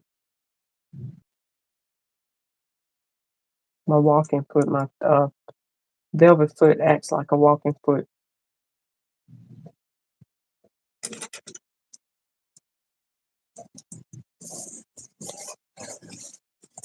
And I'm going to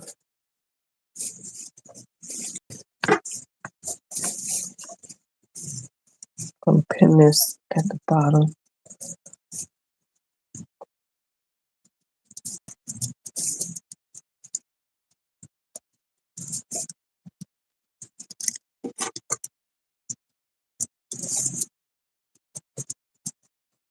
So anybody sewing tonight?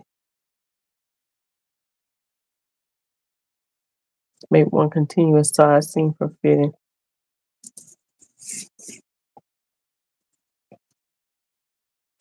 I put a contrasting color bobbin on the thread spindle. So you can see it. Put a contrasting color bobbin in bob position for easy removal. Oh, it's a good idea, but I'm just gonna keep it all in one.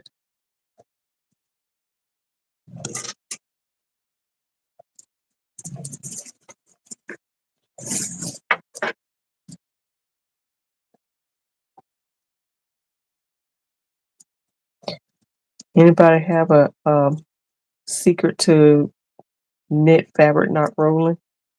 You know how it curls up? Any secrets to keeping it from curling? That's how I empty my bobbin.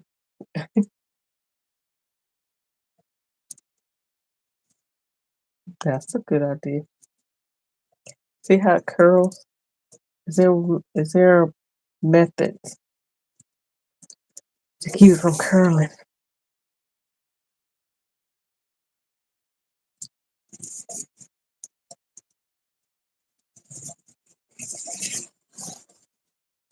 You finish the leather repair and have to switch gears for a client. You're gonna start fresh in the morning. Okay. Oh, do they spray starch the edges? Oh, I'm all ears. Tell me I got some spray starch. I got some hairspray. I haven't used spray starch in years. I just throw everything in the dryer. I mean, everything. I don't know when the last time I used the iron for myself.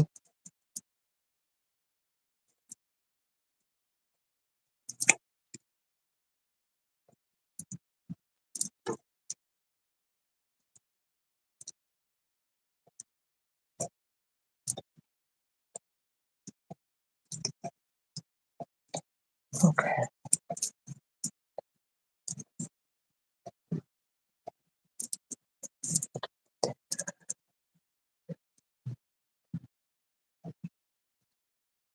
Do I have to use tons of right pins? I'm using these little clips right here. You see how many I had to use of it?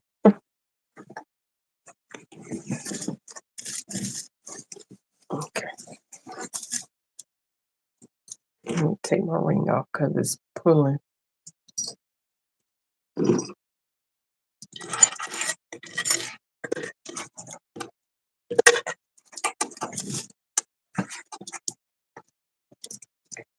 All right.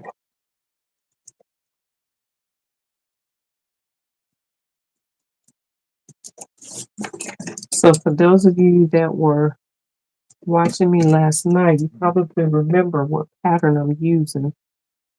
This is a Mimi G pattern. I don't know if Curry is still on here. Um, Jacqueline says you can use some starch and iron it straight. Okay, the starch will make the ends kind of stiff. Okay, do you have to use something? Okay. I started to say something to Julian tonight, but I chose to keep my mouth shut. What happened?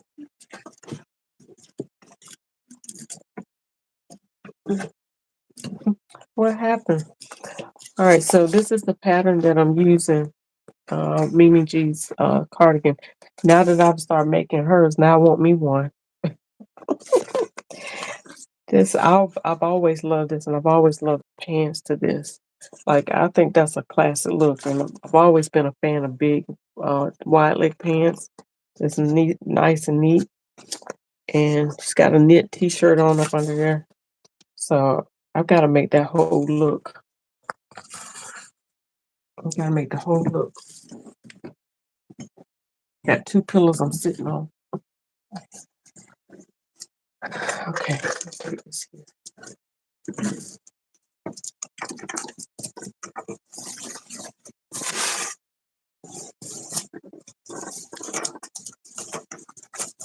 That's the only hard part is keeping all this fabric straight. Oh, you know what? I said I was gonna use my um Teflon foot,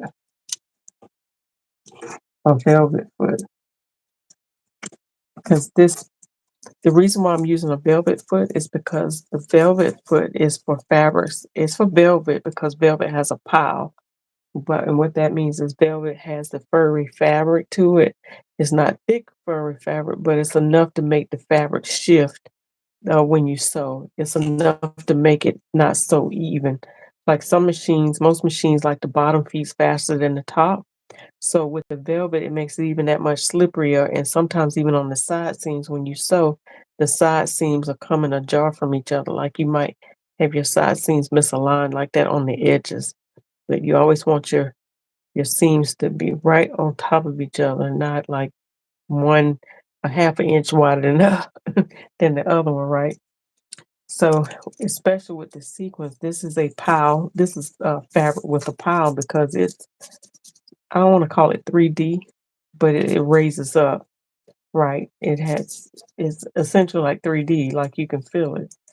All right, so and that will make it kind of difficult to feed through the the machine, feed up under your needle. So as I'm sewing, you see how that will move like that and shift. Well, that velvet foot should keep it from doing that, but I still have to keep an eye on it. Okay. So I'm gonna start off by trying this. This is my velvet foot. Okay. And that should help keep traction um as I'm moving along. Okay. It's a rubbery piece, like a hard plastic, almost like a zip tie type fabric. So as I'm going under, it's gonna help feed that fabric under. Um Erica says, I always put the heads of my pins at the edge for ease removal, right? His were just at, his were the reverse. Oh, wow. So they were on the inside, like to the left and not to the right. Now I've seen some people where they sew and the pins are at top. And I'm like, I don't know how you do that. Because anywhere you sew, you should sew where your pins are easy to remove, like you said. Like if you sewing, they should easily remove to the right. But he could be left-handed though, which makes it easier for him to do it. I didn't. So, do you have a resource for the spring loader, Erica? Because I was talking about that the other night. Um, Let me know. Would it be like store supply online or sewing supply online? But I do need would you call it a spring loader? I couldn't think of the name of it. You remember the velvet foot, Lynette? Yeah. But yeah, he could be left-handed, which makes it easier for him to move it that way, but it is better to move it from left to right as you're sewing. You can pull it out, but whichever is more comfortable, I guess.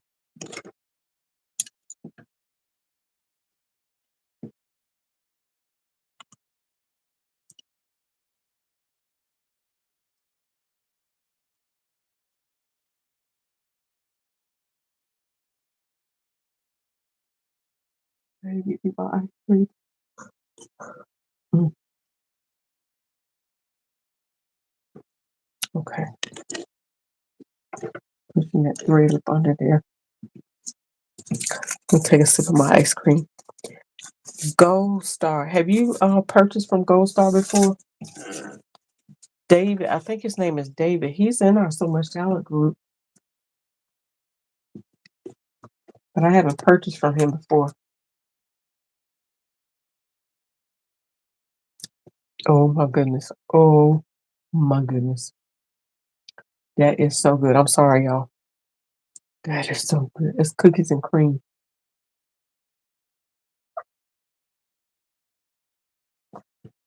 Mm,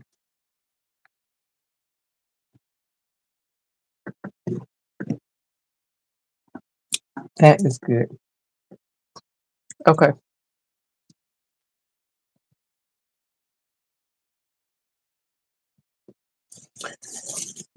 You accidentally left pins on garment. I think we all probably have, Miss Erica. Even some of the when we have dresses that come in at David's Bridal, they're these little tiny dressmaker pins with little teeny tiny red head. You know what I'm talking about, Erica? They have left those in there. I hate them little tiny pins.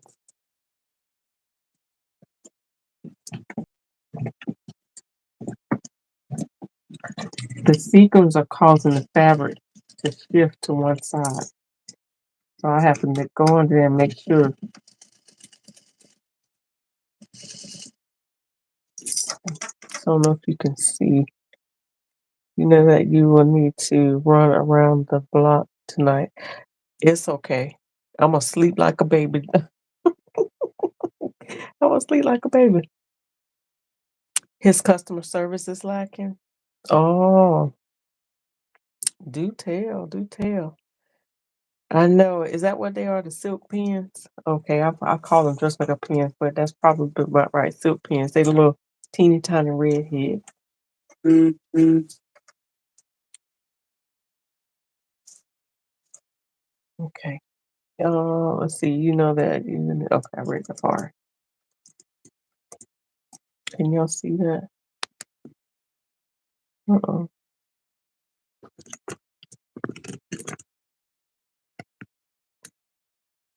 So the goal is to try to keep that. The goal is to try to keep that from being stitching uneven.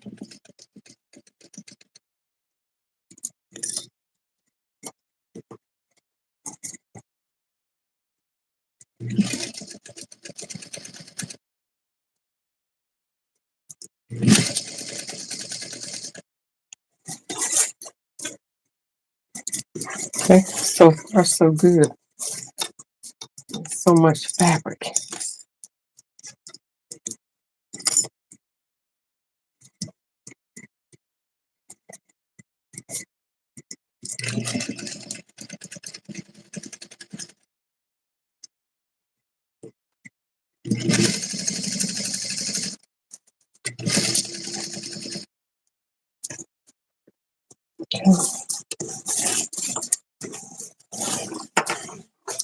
So imagine this, it's a lot of fabric, it's slinky, and it's long, like long seams and slinky, and it stretches.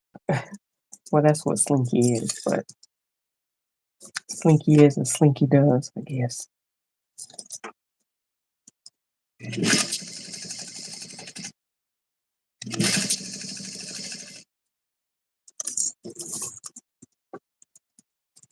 Makes it so much easier to sew.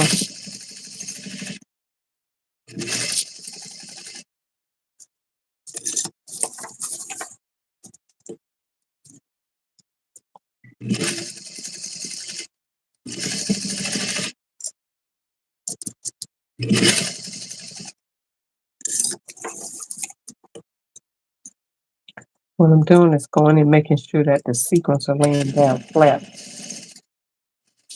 because if they are turned up, because they're sewn in rows. So good night, Miss Erica. So if they're turned up, hey Dion, how art thou, Dion? You get ready to get my beauty sleep. Okay, Lynette, thank you so much for tuning in. Oh, Erica, you saying good night to um Lynette. This is Gold Star is a good company. I've purchased from them and fast shipping. Okay. See, I've never purchased, but I think isn't his name David? And he's in our group. At least he was. Uh, but are they a big company? All right. So see how right here is feeding even, like on some machines, like when you're sewing, you've got the top part feeding faster than the other. This one's just a little bit like that. I'm getting ready to see if I can lay that back. See,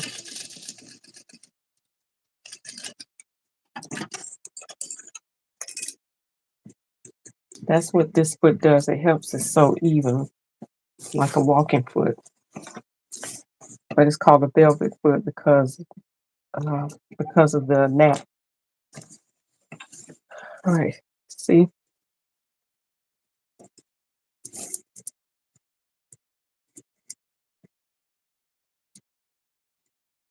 you had some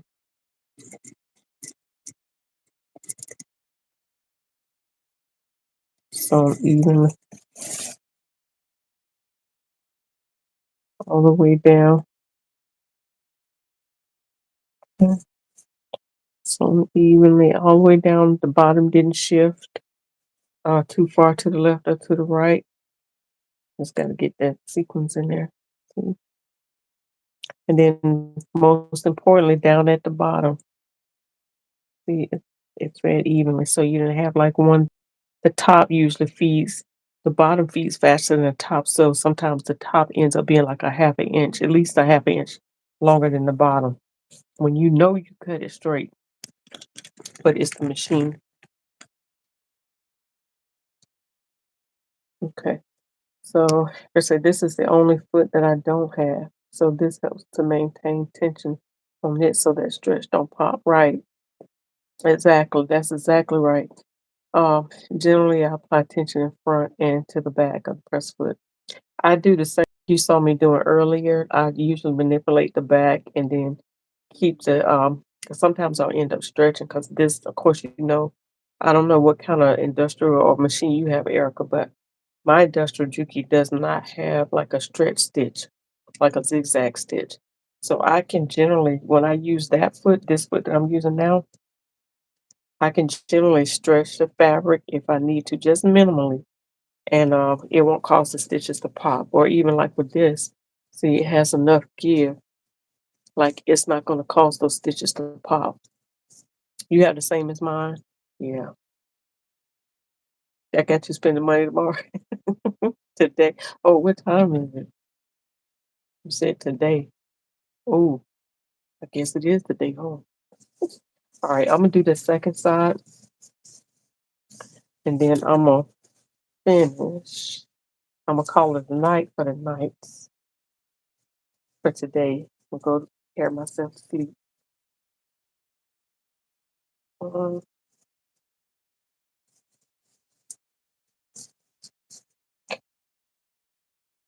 but this is gonna be pretty. I bought this, and I bought it with the intention of making a duster for myself, but I just wasn't sure how it was gonna come out. But sometimes, maybe we buy fabric it's not for ourselves. I don't know when I would have made this for me, but I bought all that they had. I want to say maybe it was like 4 or 5 yards. But this pattern calls for, I cut the 28 out. Um, because it looked like it kind of runs small, like the 28. It fits a 50 bust. Now and she's bigger than me. I gotta walk all the way over there and get my tape measure. Oh, no, I don't.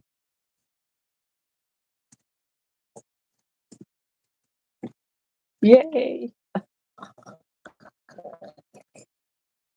Mm. All right, so my busting, don't y'all tell nobody. Don't y'all tell nobody.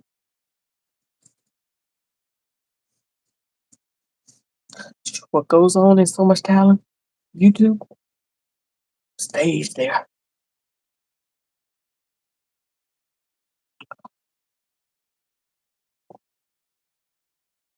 Better think twice about that milkshake.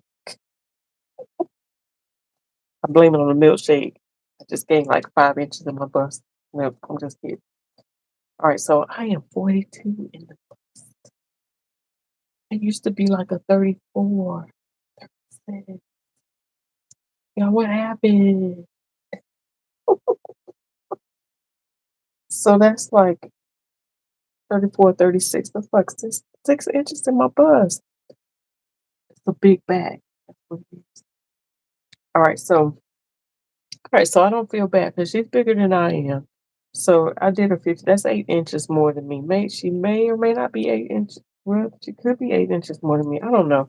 But anyway, um, it's better to take stuff in than to let it out.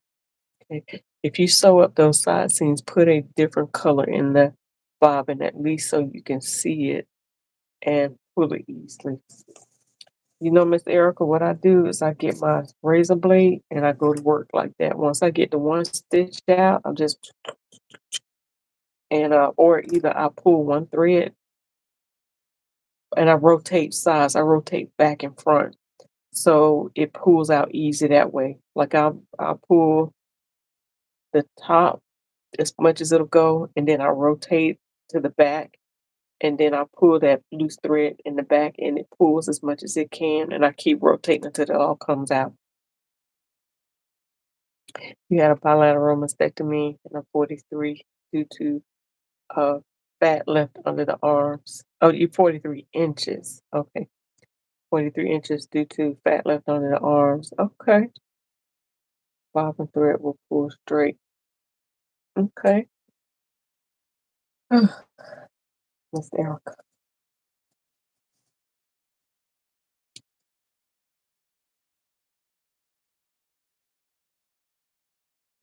By it being like on a 3, a little notch above 3 headed towards the 4, it's not as tight. It's tight enough, but it's not as tight of a stitch. Like it's I'm sure it won't give me no problems, but hopefully I won't have to take anything out. If anything, I'm gonna have to take it in. That's my thought.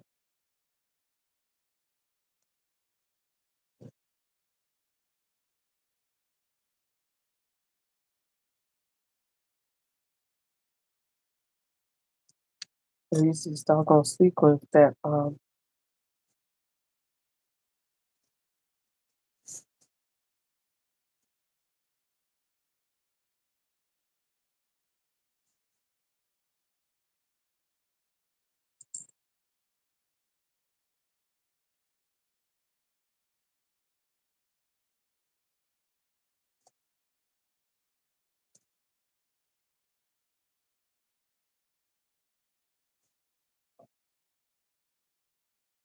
now somebody had like a I don't trust my machine over these because of all the sequins, and I don't know how it's gonna behave because I haven't done this sequence on that machine before like that.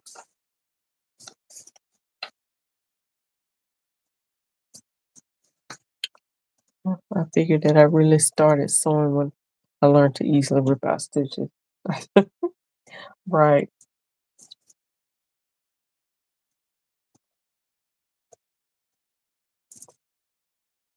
This is the most time consuming part right here.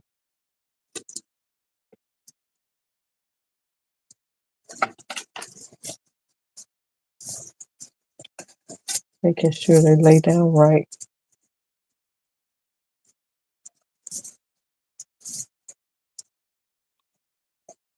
All right. So we about to have a cardigan after a while.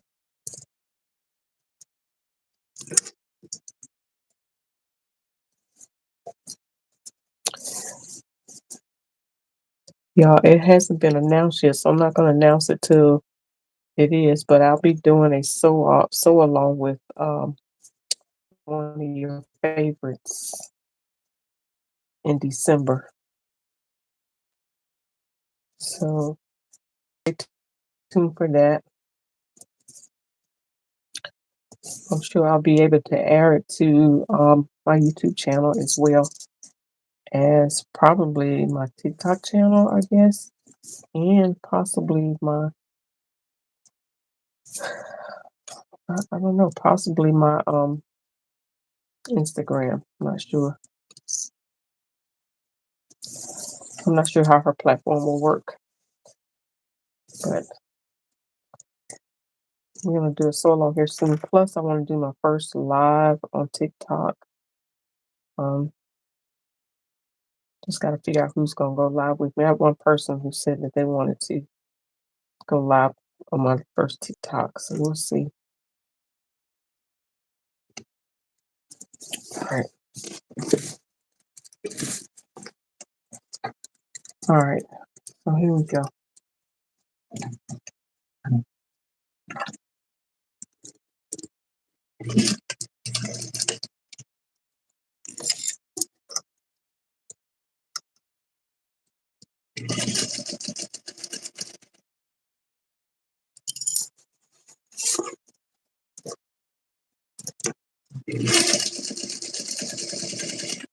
So on a 5/8 inch seam allowance.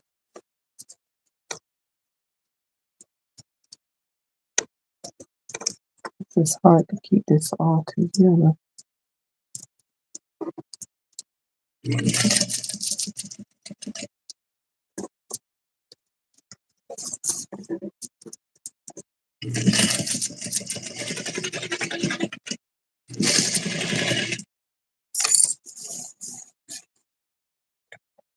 This ring is it catches some stuff too.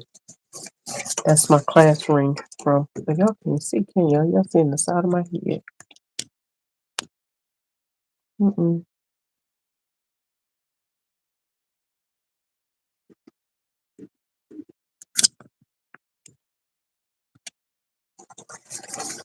I don't know about that. I know y'all. Why y'all tell me I was watching the side of my head?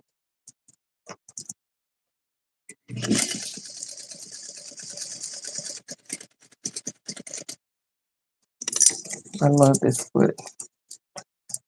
It's a lifesaver.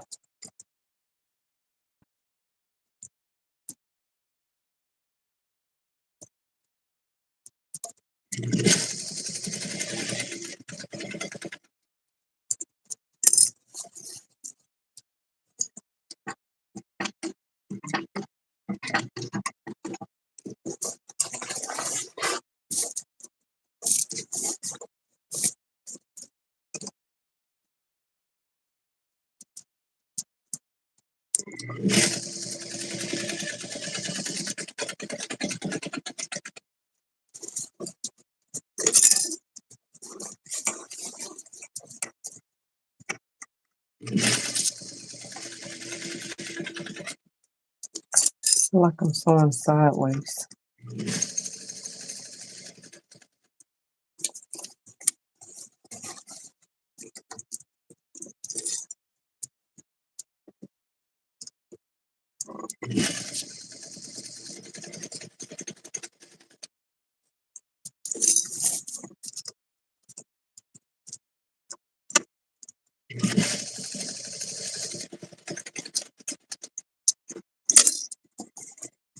Okay.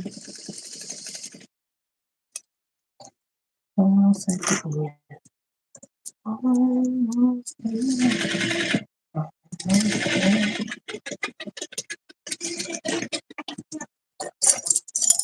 All right. That was up just a teeny tiny bit. If you can see that.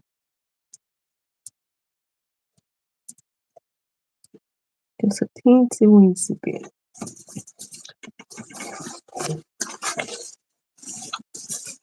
There's some stickers are trying to do their own thing.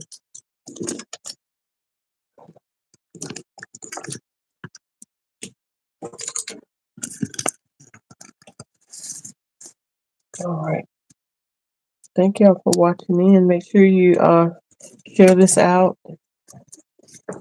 Click the like button if you like the content. And don't forget to subscribe if you're not a subscriber.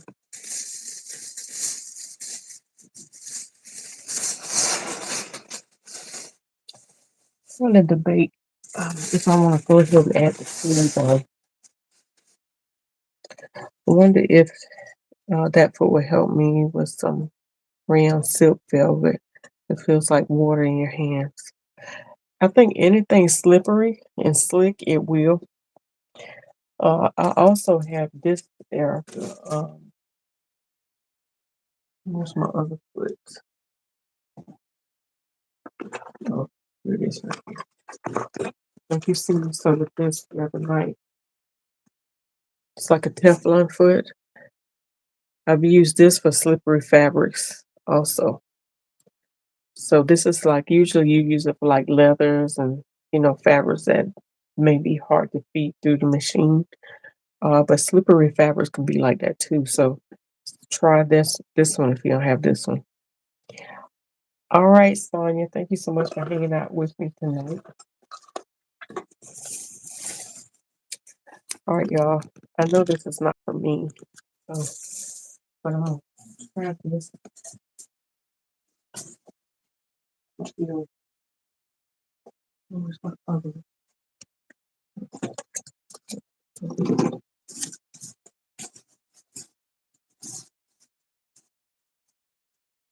It's gonna be really pretty.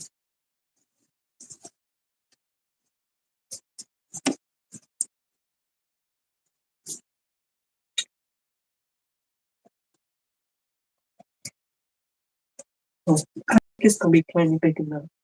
I don't think I'm gonna have to change anything because it's almost good enough for me. It's a nice size, but I can see, the size on it. But I think it's gonna be good for her. Isn't that pretty? Now the only thing is, I think what I'm gonna do is get some that not the tricot knit. Is it tricot knit? Not tricot knit. What was that you called earlier? Stretch tricot. But anyway, you know how you line the neckline? If it has sequins, you line the neckline with a little mesh or tricot power mesh or something, so it's not rubbing up against the neck. I think I'm gonna have to do that or do a little piping or something. But yeah, it's definitely stretchy. Yeah, I like it. So you can imagine a skirt underneath here, little pencil skirt, the same thing with the arms.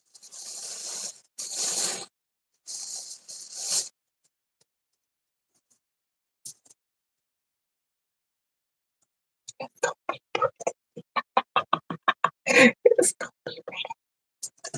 okay.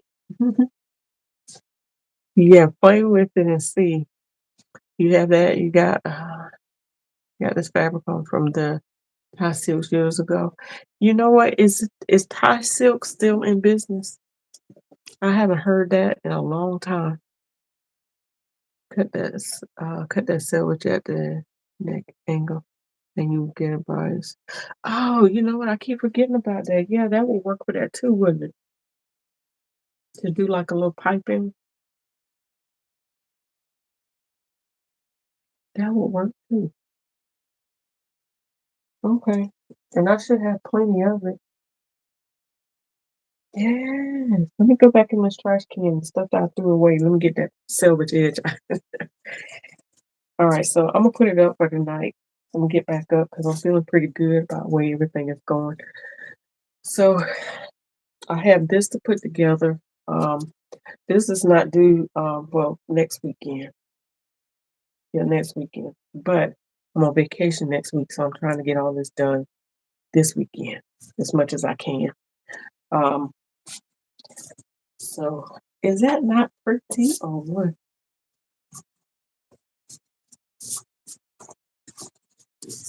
Loving it. Yeah. All right. Binding pipe and face and all bias is not a true 45 degrees. I agree. See how I did that? Degrees, I agree. All right, but yeah, you're absolutely right. So I'm gonna dig that up and I'll see. But yeah, I am loving it. Right now, see, I would have probably made me some pants, flannel pants. I don't know how that would have came off, but that would have been nice. Even as a sleeveless duster. Nice. You can see my hair, my little puff balls. Okay. Yes. Whoop. All right. Where's my other mannequin? Come on.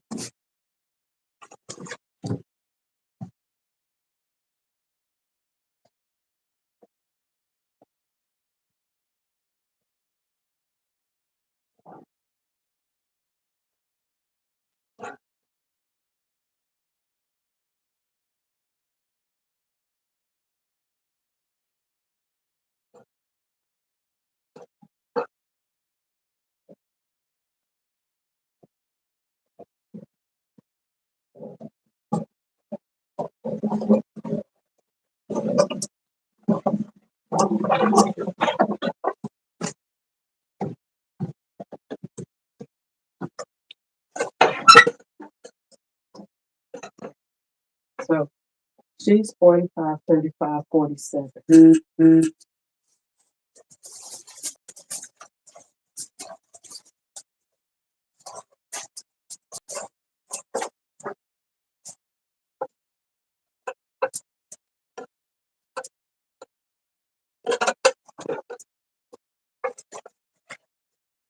She's 45, 35, 47.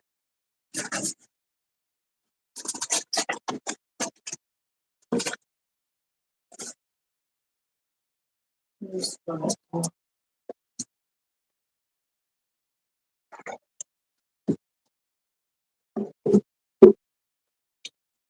Okay. All right, y'all. So, yes. Thanks, Miss Jacqueline. You still hanging in there with me? All right. All right, so that's it. So tomorrow I'll probably come in. It won't be late like this. I'll probably come in during the day and work on this. But it's looking good. I think I'm gonna go ahead and stitch the sleeves up, but I won't do it while I'm on here. And I may base one of them on there. I'm not sure. I might just wait till she come and just pin it outwardly to see how. Just pin it in certain places to see how it look. So that way I won't have to do any extra sewing or taking stuff out. If that makes sense. Using the silvers will give the front panel good weight. I believe so too. And I think I'm gonna go purchase some tricot knit facing that profuse, which is not super heavy, but it's nice for the knit. It'll give it enough body in the front. Um, it'll keep it from stretching so much. Now, I have to be careful though, because I don't want it to restrict it. Where you know how sometimes if it's almost like shrinking fabric. It will cause the front to kind of draw up and then it starts waving. I don't want to do that. So I have to be careful with that. Yeah, I have to be careful with that because the rest of it, because it's not stabilized, it'll hang more than the piece that's stabilized. But other than that, oh, excuse me, I'm excited. I'm excited. All right, well, that's it for tonight. Um, I am working on. I didn't put in the caption or the picture of what I'm working on tonight, but you all saw me talk about this last night. So I'm going to be working on. This is what I'm working on, the Mimi G cardigan. It is Simplicity 8177, and that's view D. All right. The only thing. Oh, I did two changes. I did not. It has a two-part sleeve, and I used the sleeve from the top, but I cut it a little bit wider on the seams, on the seam allowances, just a little bit, and I cut it a little bit wider at the hem because on the t-shirt it's tapered, of course, and it's gonna be more fitted. But what I did was I cut the what fabric? The fabric is a knit, like a yeah, it's like a slinky knit. I don't know what do you call it? Jersey knit with sequins. Yeah, it's kind of like a jersey knit with sequins. Not even a jersey knit. It's a lycra knit, I guess. I don't know. It's got some kind of lycra or rayon in it. Polyester, I'm not sure. But yeah. But that's the fabric. It's so pretty. But so I am going to so I was going back to telling you what I did. You said a friend told me Walmart had this stretch tricot for $1.25 ago. Got 3 bolts. Okay, how much of that you still have left? Because I know we buy fabric and we don't use all of it all the time. Um, so the changes that I made, it was the 2-part sleeve. I pinned the sleeves together at they're usually sewn together right in here or right in there. So I pinned them together there, laid them down flat, and then I laid the t-shirt sleeve on top of it to see what the difference was. And I made the difference in my sleeve um, once I cut it out. The other difference was the center back seam. There was a seam in the back of the cardigan. I eliminated the seam. There's pockets on this jacket, on this cardigan. I'm not putting pockets in it. Um, Now, if she wants pockets in it, I can add pockets, but I would do it out of different fabric. But I figure in the cardigan, me, if it's going to be opening up like that, I don't like to have a sleeve, pockets in mine. But if she wants them, I'll add pockets in hers.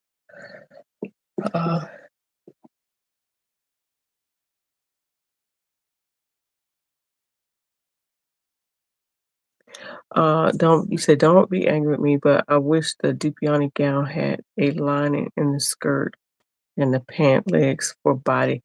Yeah, see, she's using it for a dance outfit. It's not for a formal. She's using it for a dance. That's why it's not lined. And so I think she's gonna wear like a leotard or unitard under it. She just wanted the look. If it was a formal, it most definitely would have a lining to it. But that's why she just using it as a shell and she just liked the flowiness of it. So that's why. Yeah. But no, I'm not gonna get married to Miss Erica. Uh, it was. Now she chose the fabric. So this is why I say a lot of times that I don't like for my customers to buy the fabric. I like to buy the fabric because I know what weight it will hold. But that's what she chose. She chose the Dupioni silk, and that's why yeah. So that's why I said that in the video, because that's the first thing you'll look at when you see it's very obvious.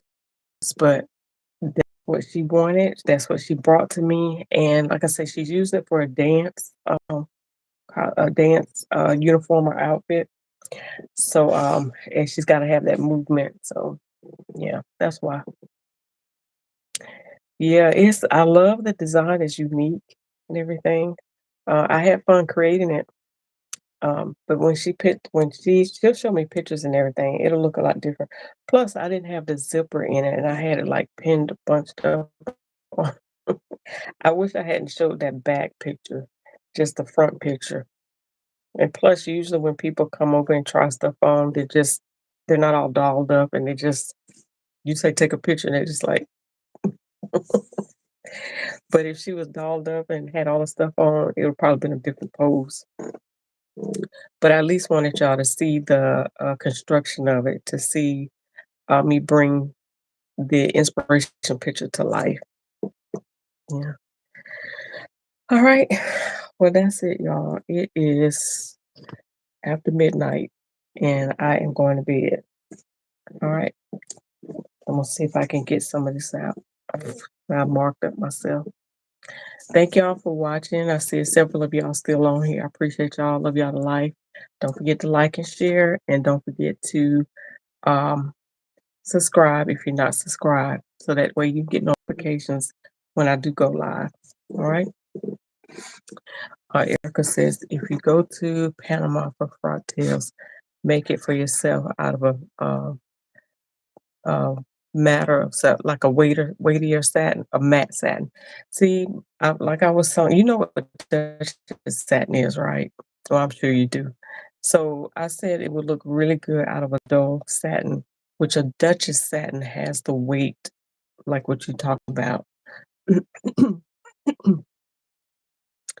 Even like a ponte knit would look good out of that because it's got a little bit of weight to it. And I think it was Auntie, mm, I can see her face, not Auntie Catherine. Um, oh my goodness, I can see her name. Endless Designs. Oh my goodness, Endless Designs. I just drew a blank on her name. Y'all, who is the founder, the creator of the Endless? Auntie Carrie. Carrie. So Auntie Carrie asked me, was I going to use a horsehair braid? Now, if I was to really, if that was going to be a formal and she was going to wear it for a formal event, I would do all of that. I would put a heavier inner lining in it, or like not a tricot knit, but you know what, the shirt, almost a shirt weight um, interfacing, but I would put a heavy interfacing.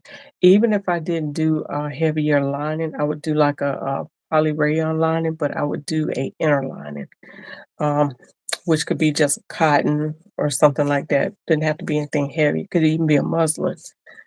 So I would do an inner line to give it even more body and structure. And I would put a horsehair braid trim around the at least the front part of the overskirt. And then I will put the horsehair braid around the hem of the pants. That will make it stand out.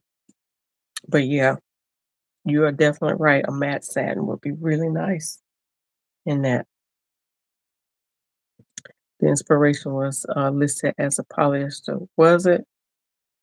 Um, I mean, and when you know polyester can take different forms and different shapes, it can look like different things. So it probably was a polyester. Uh, it would look like on a denim, like a nice medium weight or heavier weight denim. It would be really nice in a denim. Hmm, something to think about. All right, I'm going for real, y'all. I love y'all to life. Y'all have a good night, and thank y'all for watching. And again, thank y'all for listening in to my confessions inside the Facebook group. Yes, Erica, that would be really nice. All right, y'all have a good night. Talk to y'all later. Bye.